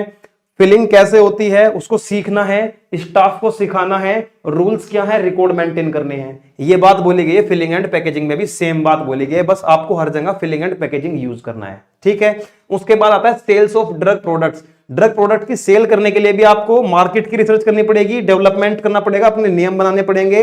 प्रोडक्ट का स्टोरेज आप कहां करोगे, डिस्ट्रीब्यूशन प्रोसेस क्या रहेगा आपका, कंटिन्यूअस ट्रेनिंग कैसे कराओगे आप अपने कर्मचारियों को, और पर्सनल को कंपेंसेशन कैसे दोगे अगर उनकी पैकेजिंग के दौरान, इसकी क्या नाम है, ड्रग के सेल के दौरान कोई दिक्कत हो जाती है तो आप उनको क्या कंपेंसेशन भी तो दोगे, उनको आप क्षतिपूर्ति भी तो करोगे। तो इन सब के लिए ये सारे स्टेप फॉलो होंगे, ये आपको ध्यान में रखना है। सभी के लिए सेम स्टेप फॉलो होंगे, बस आपको ये हेडिंग याद करनी है कि हेडिंग क्या है, क्या बोलना चाह रहा है। सेल ऑफ ड्रग प्रोडक्ट कर रहा है, उसके लिए भी सारी चीजें जो पहले से करता हुआ आ रहा है वही करेगा। बस टॉपिक क्या रहेगा, सेल ऑफ ड्रग प्रोडक्ट। इसको ध्यान में रखते हुए सारी चीजें आपको सेम लिखनी है। ठीक है, इतनी सी बात क्लियर हुई? बताओ भाई, इतनी सी बात क्लियर हुई? ठीक है, नेक्स्ट पे बात करते हैं अपन, किसके बारे में बात करते हैं भैया? Vendor handling. वेंडर यानी कि विक्रेता। जब आपने अपना मटेरियल रेडी कर लिया, मटेरियल प्रिपेयर कर लिया, तो आप वेंडर की हैंडलिंग कैसे करोगे? वेंडर की हैंडलिंग मींस सेम कंसेप्ट चलेगा वहां भी। वेंडर के लिए भी आपको रिसर्च करनी होगी, डेवलपमेंट और प्रोटोकॉल बनाने होंगे। किसके लिए? प्रिकॉशंस क्या क्या यूज करोगे आप? Maintaining product stability, control of vendor stock. Vendor जो विक्रेता आपकी ड्रग को उठा रहा है, कंपनी से उठा रहा है, लिक्विड डोसेज आपने बनाई है, वो उसको कहां रखेगा, क्या स्टेबिलिटी पैरामीटर को फॉलो करेगा, और सेल सिस्टम की रिपोर्ट कैसे वो प्रिपेयर करेगा। इन सब चीजों को ध्यान में आपको रखना है लिक्विड डोसेज फॉर्म को बनाने से पहले भी और बनाने के बाद भी। कस्टमर की सर्विस को आप कैसे सेटिस्फाई करोगे, आपको देखना है। Research and development of protocols concerning home storage, आप होम स्टोरेज करा रहे हो। Handling to maintain product stability, जो प्रोडक्ट की स्टेबिलिटी है उसका मेंटेनेंस आप कैसे कर रहे हो, उसको कैसे मेंटेन कर पा रहे हो, ताकि कस्टमर सर्विस को आप इंपैक्ट ना आए, कस्टमर को चीजें बिल्कुल सही सही पहुंचे। स्टोरेज कंडीशन कैसी है, हेल्थ इंश्योरेंस कंपनी से आपका कैसा कॉन्टेक्ट है, तभी आप कस्टमर तक सर्विस पहुंचा पाओगे।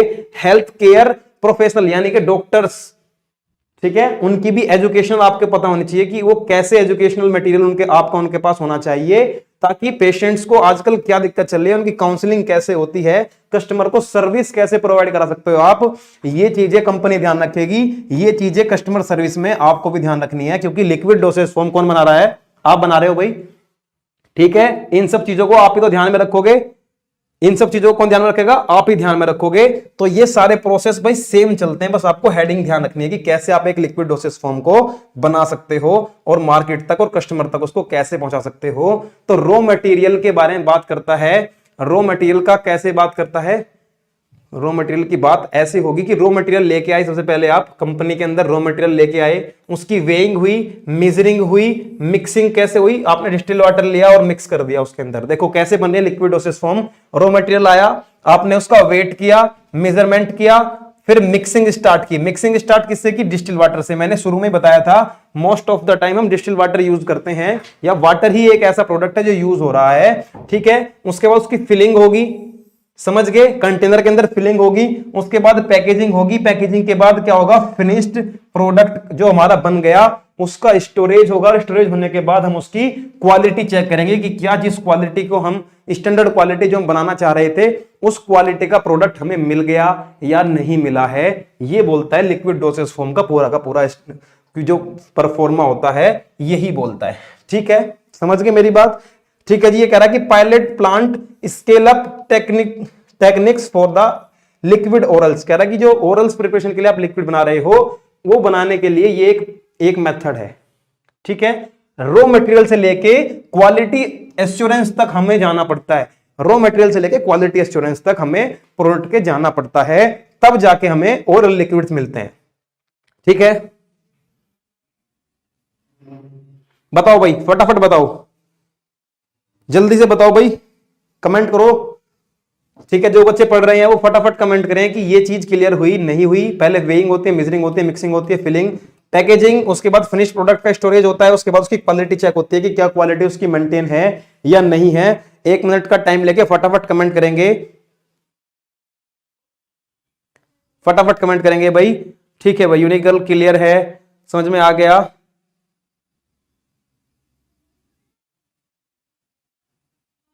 हाँ भाई, कच्चे पदार्थ होता है, रॉ मटेरियल।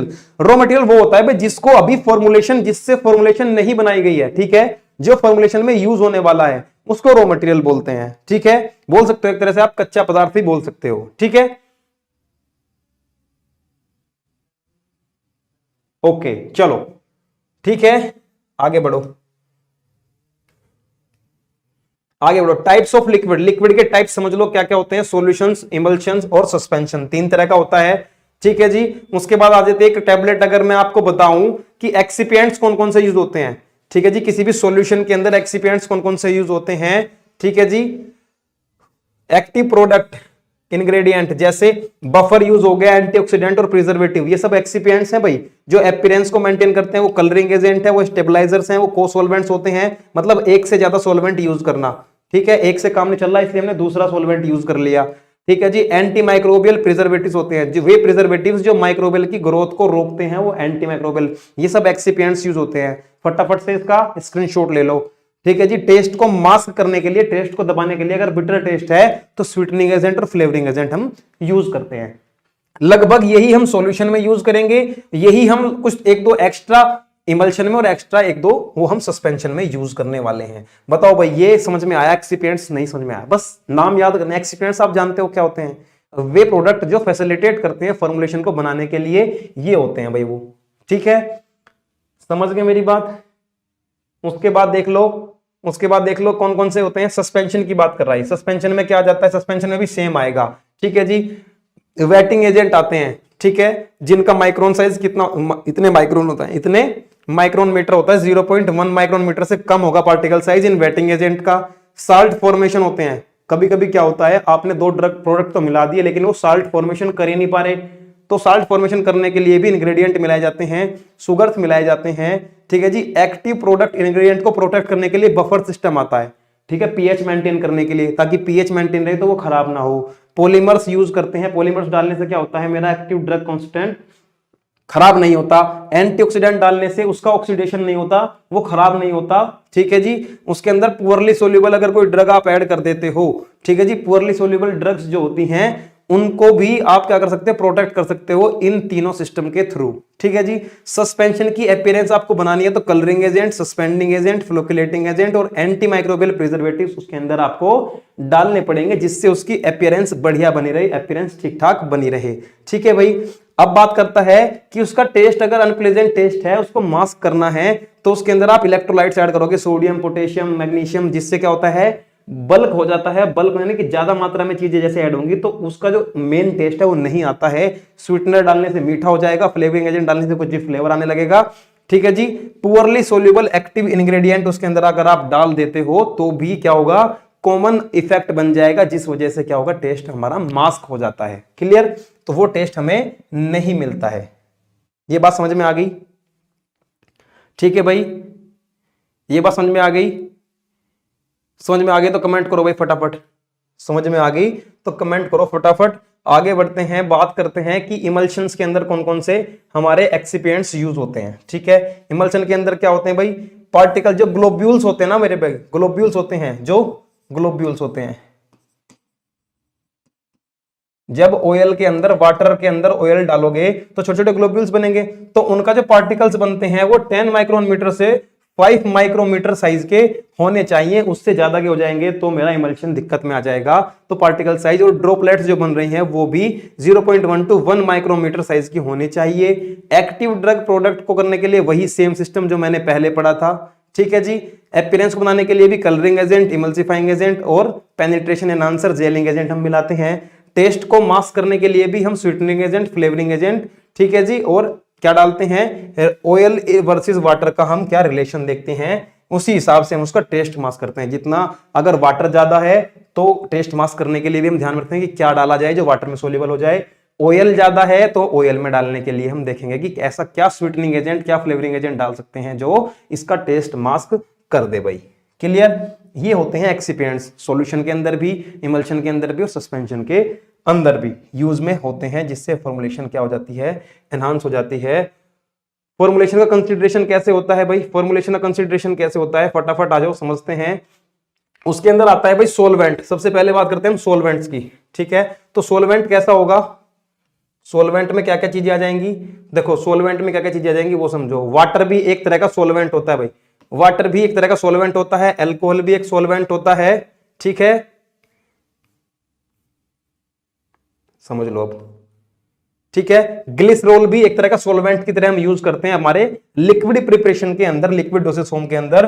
पॉलीइथाइलिन ग्लाइकोल भी एज अ सोलवेंट यूज होता है, और ठीक है जी, और प्रोपाइलिन ग्लाइकोल भी एज अ सोलवेंट यूज होता है। ये पांचों अगर आपसे ये आप सोलवेंट में लिख देते हो तो इसके बाद सोलवेंट में लिखने के लिए एग्जाम्पल कुछ नहीं बचता है। ये सबसे इंपॉर्टेंट एग्जाम्पल है आपके सोलवेंट को समझाने के लिए, ठीक है। उसके बाद आ जाती है नेक्स्ट बात, वाटर, ठीक है जी। वाटर कैसा यूज करना है आपको, वाटर कैसा यूज करना है compare to ordinary drinking water. अगर मैं ऑर्डिनरी ड्रिंकिंग वाटर से कंपेयर करूं तो हम प्यूरिफाइड वाटर यूज करते हैं। कैसा वाटर भाई, प्यूरिफाइड वाटर। कैसा वाटर, प्यूरिफाइड वाटर, ठीक है। Compare to ordinary drinking water, purified water USP is more free solid impurities. कह रहा है कि जो प्यूरिफाइड वाटर होता है वो ड्रिंकिंग वाटर से ज्यादा अच्छा होता है, तो वो यूज कर सकते हैं। अगर आप इन्हें इवेपोरेट करो, वहन इवेपोरेशन, अगर इसका इवेपोरेशन करते हो टू ड्राइनेस, इसको सुखाने तक, इसको इवेपोरेट करते रहो जब तक ये सूख ना जाए। It must not yield greater than 0.001% of residue. कह रहा है कि जो अवक्षेप बचेगा नीचे, उबालते रहो इवेपोरेट करते रहो, तो जो अवक्षेप बचेगा, जो रेसिड्यू बचेगा नीचे, वो 0.01% से ज्यादा नहीं बचना चाहिए। ऐसा मेरा वाटर होना चाहिए। कह रहा है कि purified water is obtain by the distillation, distillation process होते हैं, आयन एक्सचेंज होता है, आयन एक्सचेंज ट्रीटमेंट होता है, ठीक है जी।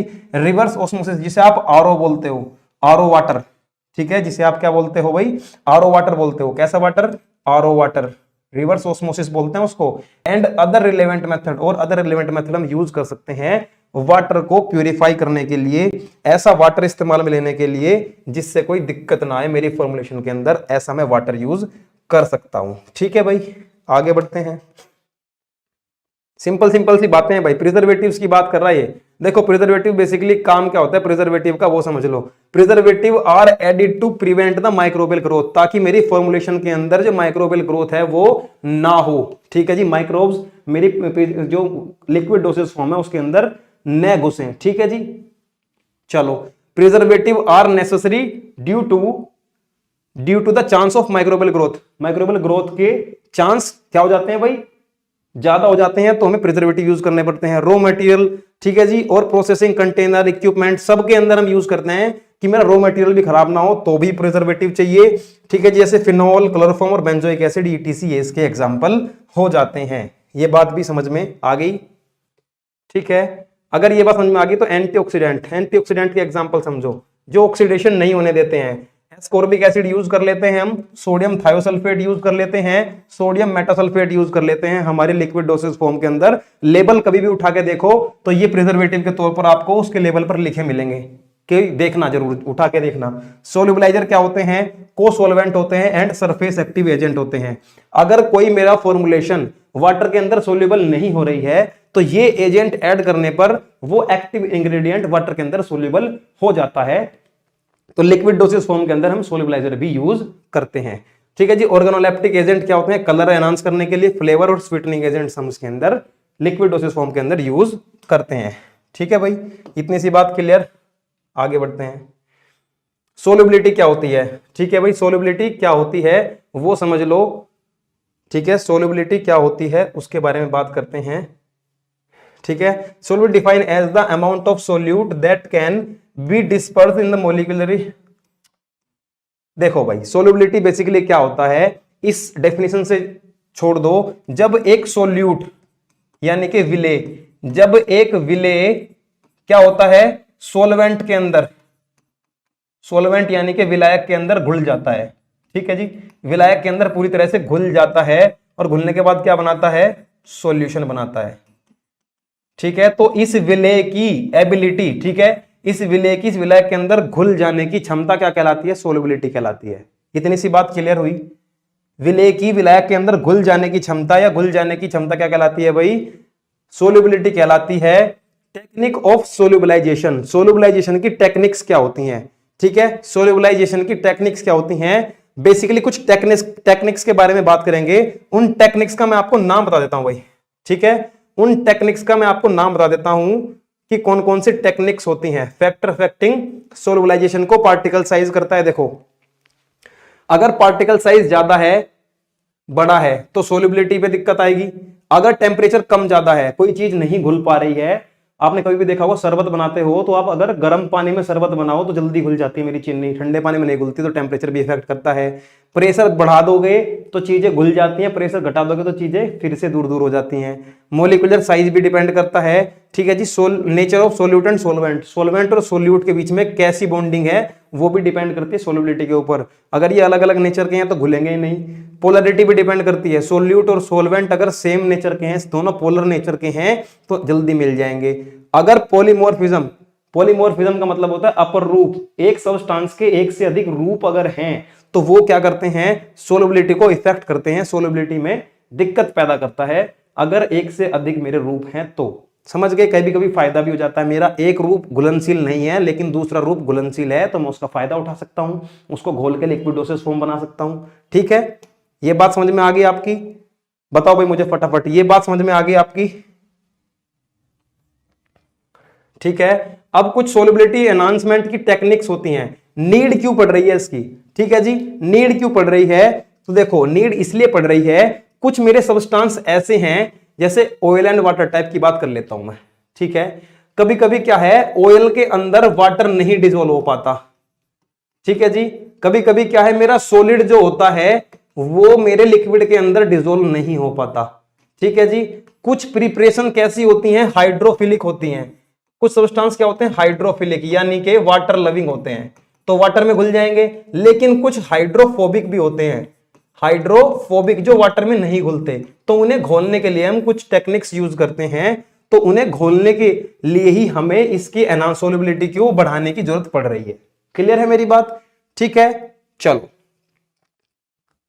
अब घोलेंगे कैसे, कुछ टेक्निक्स डिस्कस करते हैं। कुछ टेक्निक्स के मैं नाम बताता हुआ चलूंगा, वो टेक्निक्स आपको ध्यान में रखनी है। सोल्युबिलिटी एनहांसमेंट टेक्निक्स क्या होती हैं? अगर मैं पार्टिकल साइज को छोटा कर दूं, अगर मैं पार्टिकल साइज छोटा कर दूं तो क्या होगा? ये दो तीन मेथड यूज होते हैं जिससे मैं पार्टिकल साइज को छोटा करके उसकी सोल्युबिलिटी को इंक्रीज कर सकता हूं भाई। बिल्कुल सही भाई, बिल्कुल सही, बिल्कुल सही भाई। वाटर, हाँ वाटर लविंग होता है भाई, वाटर लविंग होता है भाई। चलो, हाइड्रोफिलिक। अब क्या होता है, एक हाइड्रोट्रोपी टेक्निक होती है, एक कोसोल्वेंसी, मींस एक से ज्यादा सोल्वेंट यूज करके मैं सोल्युबलाइजेशन में हेल्प ले रहा हूं। ठीक है जी, सोल्युबलाइजेशन बाय सरफेक्टेंट। सरफेक्टेंट क्या होते हैं? जो क्या होते हैं, अंदर डाल दिए जाए, अगर किसी भी सब इमल्शन के अंदर अगर मैं डाल रहा हूं सरफेक्टेंट, तो उस इमल्शन के अंदर अगर कोई चीजें आपस में नहीं घुल रही है ना, तो वो उनको घोल देता है, उनके बीच का इंटरफेशियल टेंशन कम कर देता है, उनके बीच का अंतराणविक जो तनाव होता है, पृष्ठ तनाव होता है, उसको कम कर देता है, वो आपस में घुल जाते हैं। सॉलिड डिस्पर्जन में हम क्या करें, अगर हम फ्यूजन मेथड यूज करें, अगर मेरी लिक्विड डोसेज फॉर्म के अंदर कोई सॉलिड आ रहा है तो मैं उसको फ्यूज कर सकता हूं, उसको मेल्ट करके क्या कर सकता हूं, उसकी सोल्युबिलिटी को बढ़ा सकता हूं। सॉल्वेंट मेथड यूज कर सकता हूं, ड्रॉपिंग मेथड होते हैं, पीएच को एडजस्ट कर सकता हूं कि भाई किसी पर्टिकुलर पीएच पर सोल्युबिलिटी कम आ रही है, तो जिस पीएच पर सोल्युबिलिटी ज्यादा आएगी वहां फॉर्मुलेशन को एडजस्ट कर लेंगे। ठीक है, समझ पा रहे हो इतनी सी बात? ठीक है भाई। बेटा सरफेक्टेंट कई तरह के होते हैं। सरफेक्टेंट को बोलते हैं सरफेस एक्टिव एजेंट। ठीक है, और वो जो आप बात कर रहे हो वो डिसइंफेक्टेंट होते हैं। ठीक है, ये क्या होते हैं? सरफेस एक्टिव एजेंट होते हैं। जिसकी आप बात करें वो डिसइंफेक्टेंट होते हैं। लेकिन सरफेस में क्या आता है? सरफेस में क्या आता है? डिटर्जेंट भी आता है। इस इन सरफेक्टेंट्स में डिटर्जेंट भी आता है। ठीक है, डिटर्जेंट जो आप कपड़ों की धुलाई में यूज करते हो। ठीक है, बेसिकली वहां पर उस जो ऑयल आपके कपड़ों पर लग गया है उस ऑयल को छुटाने का काम करता है। ठीक है, समझ गए? अब हाई प्रेशर होमोजेनाइजेशन करते हैं। होमोजेनाइजेशन का मतलब है एक रूपता लाना। अगर कोई मिक्सचर होमोजेनाइजेशन, हेट्रोजेन, अगर वो कोई मिक्सचर क्या है, होमोजीनियस नहीं है, मींस एक जैसा नहीं दिख रहा, अलग अलग दिख रही हैं चीजें उसमें, तो उसको बहुत प्रेशर से हम क्या करते हैं, उसको होमोजेनाइजेशन करते हैं, जिससे वो क्या हो जाता है, एक रूप में आ जाता है और चीजें सोल्यूबल हो जाती हैं। कुछ टेक्निक्स तो ये हैं, कुछ टेक्निक्स आगे हैं, इनका आप स्क्रीनशॉट भी ले लें चाहे। नंबर क्या है, सुपर क्रिटिकल फ्लूइड क्रिस्टलाइजेशन करते हैं हम, ठीक है जी। फ्लूइड का क्रिस्टलाइजेशन कर देंगे तो कुछ क्रिस्टलाइजेशन ऐसे होते हैं जो सोल्यूबल फॉर्म में आ जाते हैं, तो वो घुल जाएंगे, ठीक है जी। सोनो क्रिस्टलाइजेशन करते हैं, कॉम्प्लेक्सेशन करते हैं, मींस एक को दूसरे के साथ मिला के देखते हैं कि क्या इसके साथ मिल जाएगा। अगर सोल्यूबल कॉम्प्लेक्स मिल जाता है तो उसकी फिजिकल मिक्सचर कैसा है, ठीक है, उसका नीडिंग मेथड कैसा है, ठीक है, उसकी को प्रेसिपिटेशन मेथड, ये 3-4 तरह के मेथड हम कॉम्प्लेक्सेशन में यूज करते हैं। स्प्रे ड्राइंग यूज करते हैं, inclusion complex formation based technique use करते हैं, मींस ऐसी टेक्निक, ऐसे कॉम्प्लेक्स जिनके बीच में बॉन्ड ना बनता हो, बिना बॉन्ड के ऐसे ही अपने आप आपस में जुड़ जाते हो, उसको बोलते हैं इंक्लूजन कॉम्प्लेक्स, ठीक है। इसमें भी नीडिंग मेथड आता है, लिपोफिलाइजेशन, फ्रीज ड्राइंग टेक्निक्स आती हैं, और माइक्रोवेव इरिडेटिंग मेथड आता है। इसमें से अगर आप 5-6 भी एग्जाम के अंदर लिख के थोड़ा थोड़ा सा उनके बारे में बता पाते हो तो आपको अच्छे मार्क्स मिल जाएंगे, इस बात की गारंटी है, ठीक है। बट टेक्निक थोड़ी बहुत मिलनी चाहिए। आगे क्या होता है, कुछ लिक्विड सॉलिड टेक्निक्स होती हैं, ठीक है। जैसे कुछ लिक्विड है और कोई सॉलिड है, तो सॉलिड को हम मेल्ट करेंगे, उस लिक्विड के अंदर मेल्ट करेंगे ताकि क्या हो, वो क्या हो, सोल्यूबल हो जाए, ताकि क्या हो जाए, सोल्यूबल। माइक्रो इमल्शन बनाएंगे, मींस इमल्शंस के अंदर जो ग्लोब्यूल्स का साइज है उसको बहुत छोटे से छोटा करने की कोशिश करेंगे, ठीक है। Self emulsifying drug delivery system होता है, उसको यूज करेंगे, जो अपने आप ही इमल्सिफाई हो जाते हैं, ऐसा ड्रग सिस्टम होता है, ठीक है जी। न्यूट्रलाइजेशन करेंगे, कभी कभी क्या होता है, एक दूसरे के आयन होते हैं, लिक्विड्स के अंदर आयंस होते हैं, आयंस प्लस माइनस होकर क्या करेंगे, हम उसको न्यूट्रलाइज करने की कोशिश करेंगे ताकि वो एक दूसरे के अंदर क्या हो जाए, मिक्स हो जाएं, ठीक है। क्रायोजेनिक मेथड अभी हमने पढ़े थे, जिसके अंदर हम फ्रीजिंग पॉइंट के बारे में बात करते हैं, फ्रीजिंग पॉइंट के बारे में बात करते हैं। तो फ्रीजिंग पॉइंट भी डिपेंड करता है, spray freezing on cryogenic fluids, ठीक है जी, spray freezing on cryogenic liquids, और spray freezing into vapour over liquid, ठीक है। अल्ट्रा रैपिड फ्रीजिंग होती है, कुछ ये सब टेक्निक्स होती है भाई जिसको हम यूज में लेते हैं।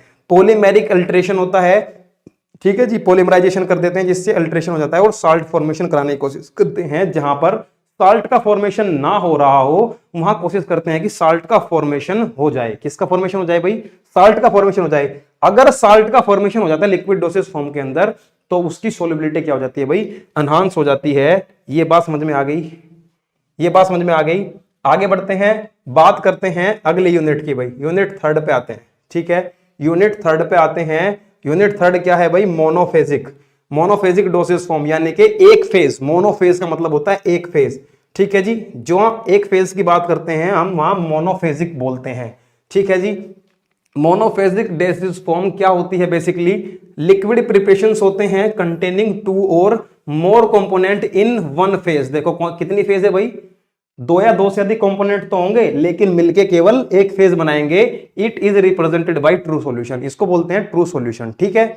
ए true solution is a clear homogenous mixture. Homogenous का मतलब है जहां सारी चीजें एक रूपता में दिखाई दे, ठीक है जी। That is prepared by dissolving solute in a suitable solvent, जहां सोल्यूट सोलवेंट में डिसॉल्व हो गया। देखो दो फेज थी, एक सोल्यूट की फेज थी, एक सोलवेंट की फेज थी, लेकिन दोनों जब मिले तो उन्होंने बनाया सॉल्यूशन। उसके अंदर क्या रहा, सॉल्यूशन बन गया। हमारा सोल्यूट इस सोलवेंट में मिक्स हो गया, पूरी तरह गायब हो गया, तो एक ही तो फेज बचेगी। The component of the solution which is presented in a large quantity is known as solvent. कह रहा है कि एक सॉल्यूशन के अंदर जो ज्यादा क्वांटिटी में प्रेजेंट होता है उसको सोलवेंट बोल देते हैं हम, ठीक है जी। इस सॉल्यूशन के अंदर सोलवेंट ज्यादा होता है और सोल्यूट कम मात्रा में होता है, ठीक है। Whereas the component present in small quantity, small quantity में सोल्यूट प्रेजेंट होता है, ठीक है भाई। किसी भी सॉल्यूशन के अंदर, किसी भी मोनोफेजिक सॉल्यूशन के अंदर दो चीजें होती हैं, सोलवेंट और सोल्यूट। सोलवेंट ज्यादा मात्रा में प्रेजेंट होता है, सोल्यूट कम अमाउंट में प्रेजेंट होता है। ये सोल्यूट इस सोलवेंट के अंदर डिसॉल्व होकर गायब, तो एक ही तो फेज बचेगी, ठीक है। वही बात कर रहा है और बोल रहा है कि सोलवेंट ज्यादा मात्रा में होता है, सोल्यूट कम मात्रा में होता है, ठीक है। ये बात सही तो बोल रहा है भाई, ये बात बिल्कुल सही बोली गई है इसके द्वारा। कि अब इसके एडवांटेजेस पे हम बात कर लेते हैं। एडवांटेजेस क्या है इस मोनोफेजिक, ठीक है। It is easier to swallow, भाई सबको पता है निगलने में आसानी होती है, बच्चे और बड़े आसानी से ले सकते हैं। ठीक है जी। एब्जॉर्प्शन को बढ़ाता है, फैसिलिटेट करता है। ठीक है जी। फास्टर कर देता है सॉलिड डोसेज फॉर्म की अपेक्षा। जो मोनोफेजिक लिक्विड डोसेज फॉर्म होते हैं ये क्या होते हैं, जल्दी बॉडी में एब्जॉर्ब हो जाते हैं। ठीक है भाई।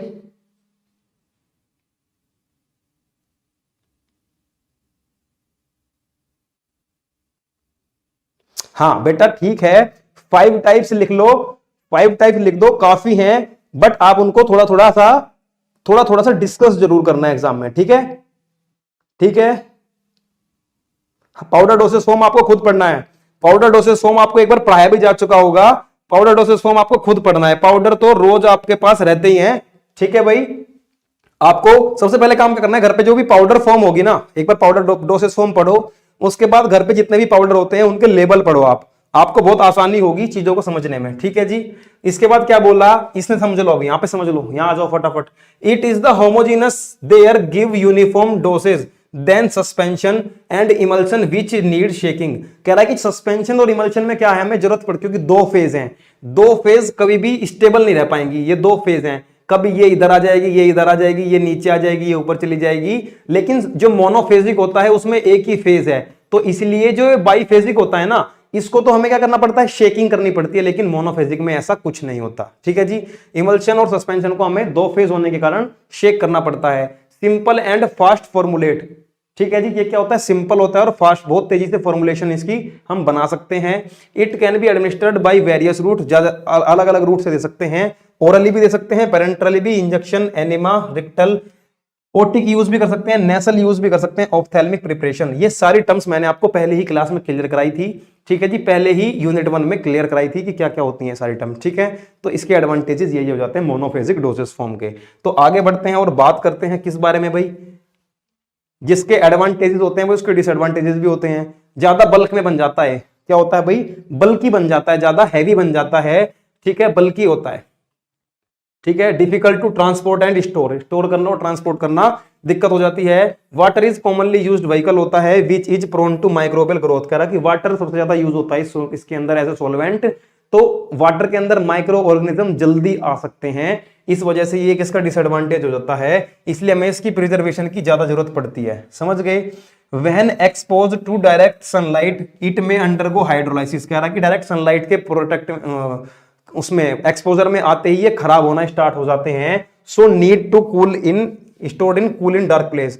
तो इनको हमें ठंडे और एक अंधेरी जगह पे क्या करना पड़ता है, स्टोर करना पड़ता है। Drug stability reduce by hydrolysis और ऑक्सीडेशन। कह रहा है कि या तो इसका ऑक्सीडेशन हो जाता है, रिडक्शन हो जाता है, क्योंकि इसकी ड्रग स्टेबिलिटी क्या होती है, रिड्यूस हो जाती है, हाइड्रोलाइसिस जल्दी हो जाता है और इसका ऑक्सीडेशन जल्दी हो जाता है। So they have shorter expiry date than solid dosage form. Solid dosage form की अपेक्षा इनकी एक्सपायरी डेट जल्दी की होती है।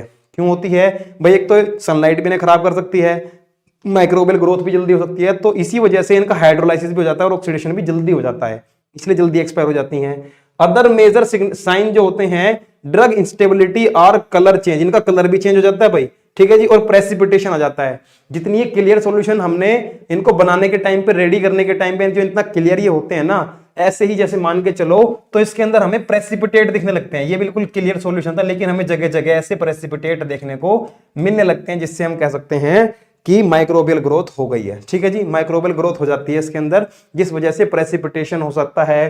ठीक है जी। कलर चेंज हो सकता है, ऑक्सीडेशन हो सकता है। ठीक है जी। और क्या, हाइड्रोलाइसिस इसका हो सकता है। तो इन सब चीजों को हमें डिसएडवांटेजेस के अंदर में रखना है। आगे बात करते हैं, सिंपल बातें हैं भाई, सारी सिंपल बातें हैं, सारी समझते हुए चलें बस। ठीक है जी। अब बात करते हैं मोनोफेजिक लिक्विड डोसेज फॉर्म के टाइप्स की।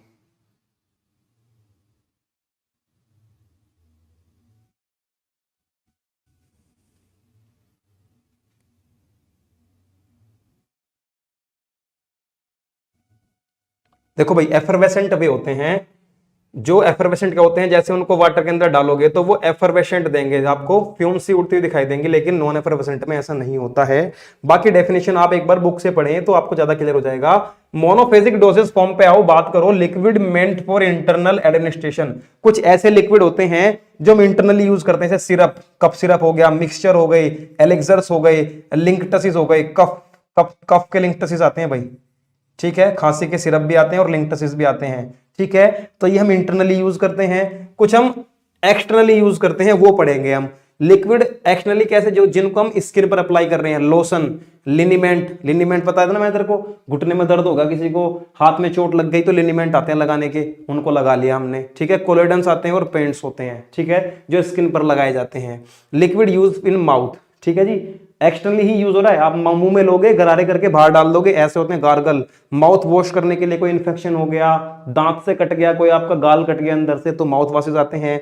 गले में कोई इन्फेक्शन हो रहा है तो थ्रोट पेंट आता है, गले तक आप क्या करोगे, उसका गले तक लगा के फिर वापस बाहर निकाल देते हो उसको। ठीक है जी, liquid installation in the body cavity, body की कैविटी में लगाए जाने वाले कुछ इंस्टॉलेशन भी होते हैं भाई, डोचेस के रूप में ड्रग लगाई जाती हैं। ईयर ड्रॉप होते हैं, नेजल की जो कैविटी होती है वहां पे डाले जाते हैं। ईयर ड्रॉप, आई ड्रॉप होती हैं, और एनिमा, एनिमा जो आपके रेक्टल रूट से दिए जाते हैं वो एनिमा होते हैं। ठीक है, इसके बारे में हम सपोजिटरी पढ़ेंगे पूरा चैप्टर लास्ट यूनिट में। ठीक है, ये बात क्लियर हुई आपको? चलो, ये बात क्लियर हुई तो आगे बढ़ो। Liquid meant for internal administration, ठीक है जी, सिरप की बात कर रहे हैं अभी। अब पढ़ते हुए चलो भाई, क्या है सिरप, अब पढ़ते हुए चलो क्या है सिरप। ठीक है, सिरप की बात कर रहा है तो आ जाओ सिरप पे। एक्वस प्रिपरेशन, वाटर यूज होता है भाई, 60 to 85% source with the without flavouring agent and the medicinal substances. कह रहे हैं कि 60 to 80% preparation liquid dosage form में सिरप की यूज होती है। सिंपल सिरप कैसे बनता है, 66.7% वेट बाय वेट सुक्रोज का यूज करते हैं हम, और प्यूरिफाइड वाटर में उसको मिला देते हैं 100 ml में, हमारा सिंपल सिरप बन गया। सिंपल सिरप यूएसपी में कैसे बनाते हैं, यूनाइटेड स्टेट फार्माकोपिया में हम कैसे बनाते हैं, 85% wait by volume of sucrose हम 100 ml ऑफ वाटर में यूज करके हम सिंपल सिरप बनाते हैं यूएसपी के अकॉर्डिंग। क्लियर है भाई? फॉर एग्जाम्पल क्या, क्लोरफेनेरामाइन मेलिएट का सिरप बनता है, और क्या बनता है, क्लोरल हाइड्रेट का सिरप बनता है, वो ऐसे ही बनाते हैं। ठीक है, आईपी के अकॉर्डिंग ऐसे बनता है, यूएसपी के अकॉर्डिंग ऐसे बनता है। समझ गए? अब नेक्स्ट पे बात करते हैं, नेक्स्ट पे बात करते हैं हम किसकी भाई, नेक्स्ट पे बात करते हैं हम एलिक्सर्स की। एलिक्सर्स मैं आपको बताता हुआ आ ही रहा हूं, एलिक्सर्स का बस मैं आपको एग्जांपल बताऊंगा। डेक्सामेथासोन एलिक्सर यूज करते हैं हम, एलिक्सर बताता हुआ आ रहा हूं क्या है एलिक्सर, कैसे बनता है, तो आपको पता है एलिक्सर कैसे बनते हैं। ठीक है जी,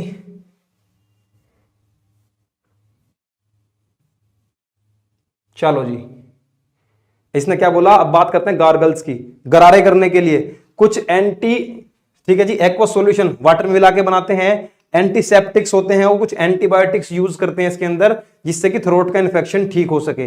ठीक है जी, समझ गए मेरी बात? वार्म वाटर में हम डाइल्यूट करके बनाते हैं इनको। यूज करने से पहले क्या करेंगे, इनको हम गर्म पानी में डालते हैं, गरारे करने के लिए एक ढक्कन लिया और गर्म पानी में डालते हैं ना प्रिपरेशन को, जिसका एग्जांपल होता है पोविडोन आयोडीन। अगर आपके मुंह में इन्फेक्शन हो जाता है ना, तो गरारे करने के लिए आप पोविडोन आयोडीन लेके आते हो, उसका एक ढक्कन 2 या 3 गिलास पानी में डालते हो, फिर उसके गर्म पानी के गरारे करते हो आप।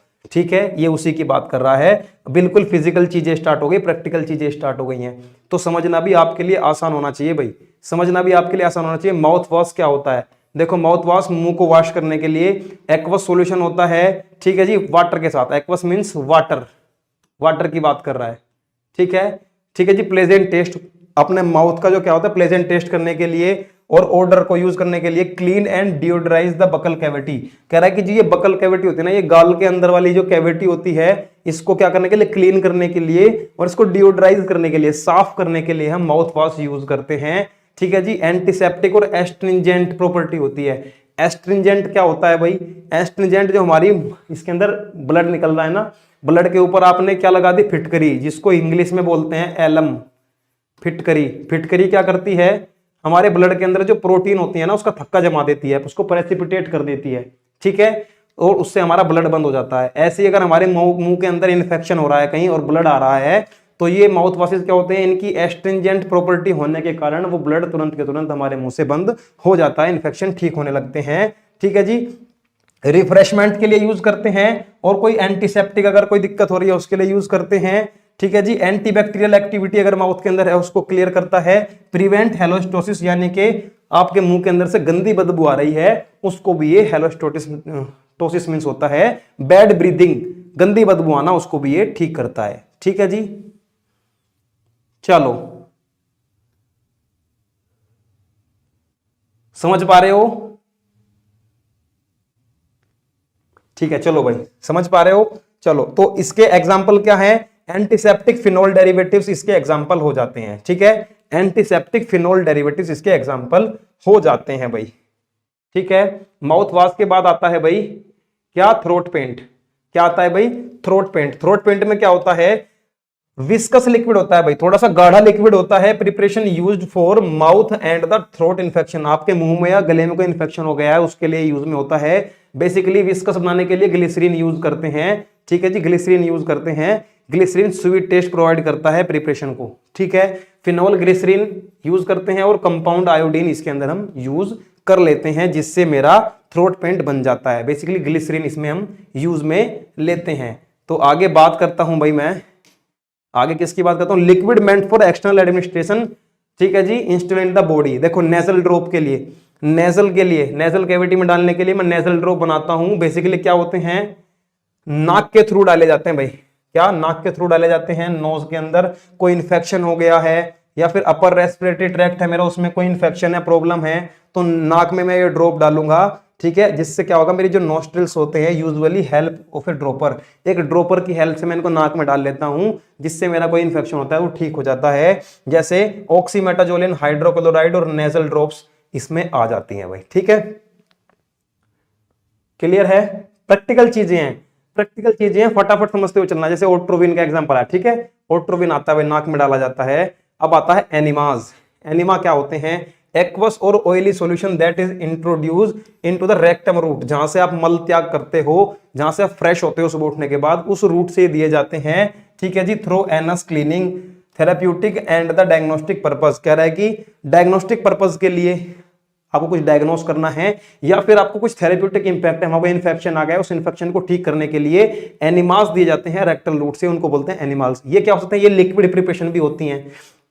ठीक है जी, meant to be introduce into the rectum for cleansing, therapeutic और डायग्नोस्टिक पर्पस। कभी कभी क्या होता है, हमें कॉन्स्टिपेशन इतना ज्यादा हो जाता है, कब्ज इतना ज्यादा हो जाता है कि वो क्लियर नहीं हो पाता। ये बेसिकली क्या होता है, बच्चों में होता है और बूढ़ों में ज्यादा होता है, तो उनको एनिमा डालना पड़ता है। ये लिक्विड उनके अंदर रेक्टल रूट से अंदर डालना पड़ता है, जिससे जो उनका रेक्टम रूट है वो स्लिपरी हो जाता है, और जो क्या होती है, जो स्टूल होता है, जो बाउल होता है, मल त्यागने में दिक्कत नहीं होती, फिर फटाफट से काम हो जाता है भाई।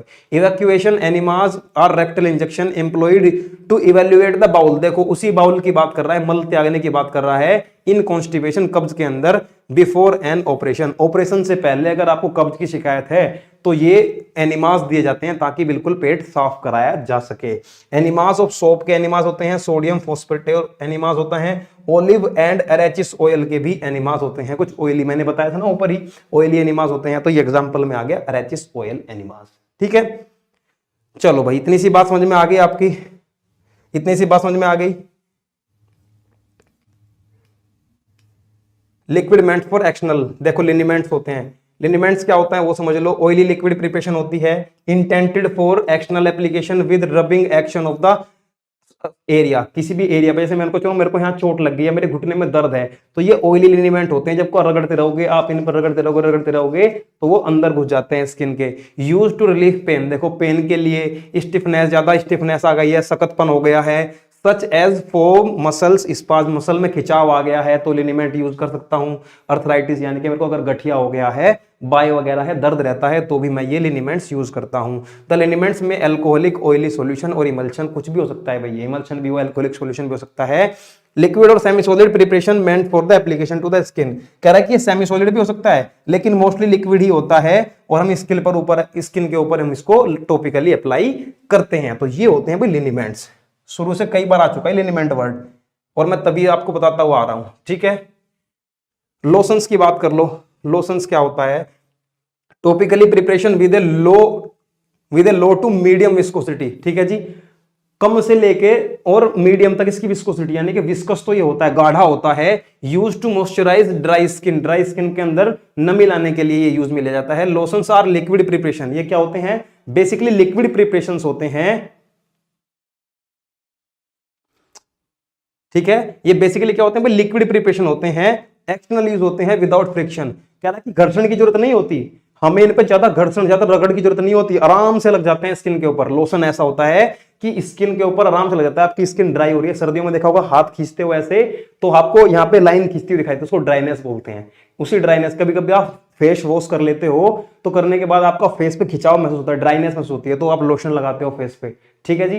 तो क्या करते हो, जिस वजह से क्या हो जाती है, वहां पर मॉइस्चराइज होता है, वो नमी आ जाती है। और फ्रिक्शन, जब आप हाथ लगाते हो सूखे फेस पे तो रगड़ता है, लेकिन जब आप लोशन लगा लेते हो स्लिप हो जाता है हाथ, फ्रिक्शन बिल्कुल भी नहीं होता, घर्षण बिल्कुल भी नहीं होता। They are apply direct to the skin with the help of some absorbent material. कह रहा है कि या तो आप इसको कॉटन से लगा लो, या फिर आप इसको एक गोज शुक्र होता है, ठीक है जी, उससे लगा लो इन इट।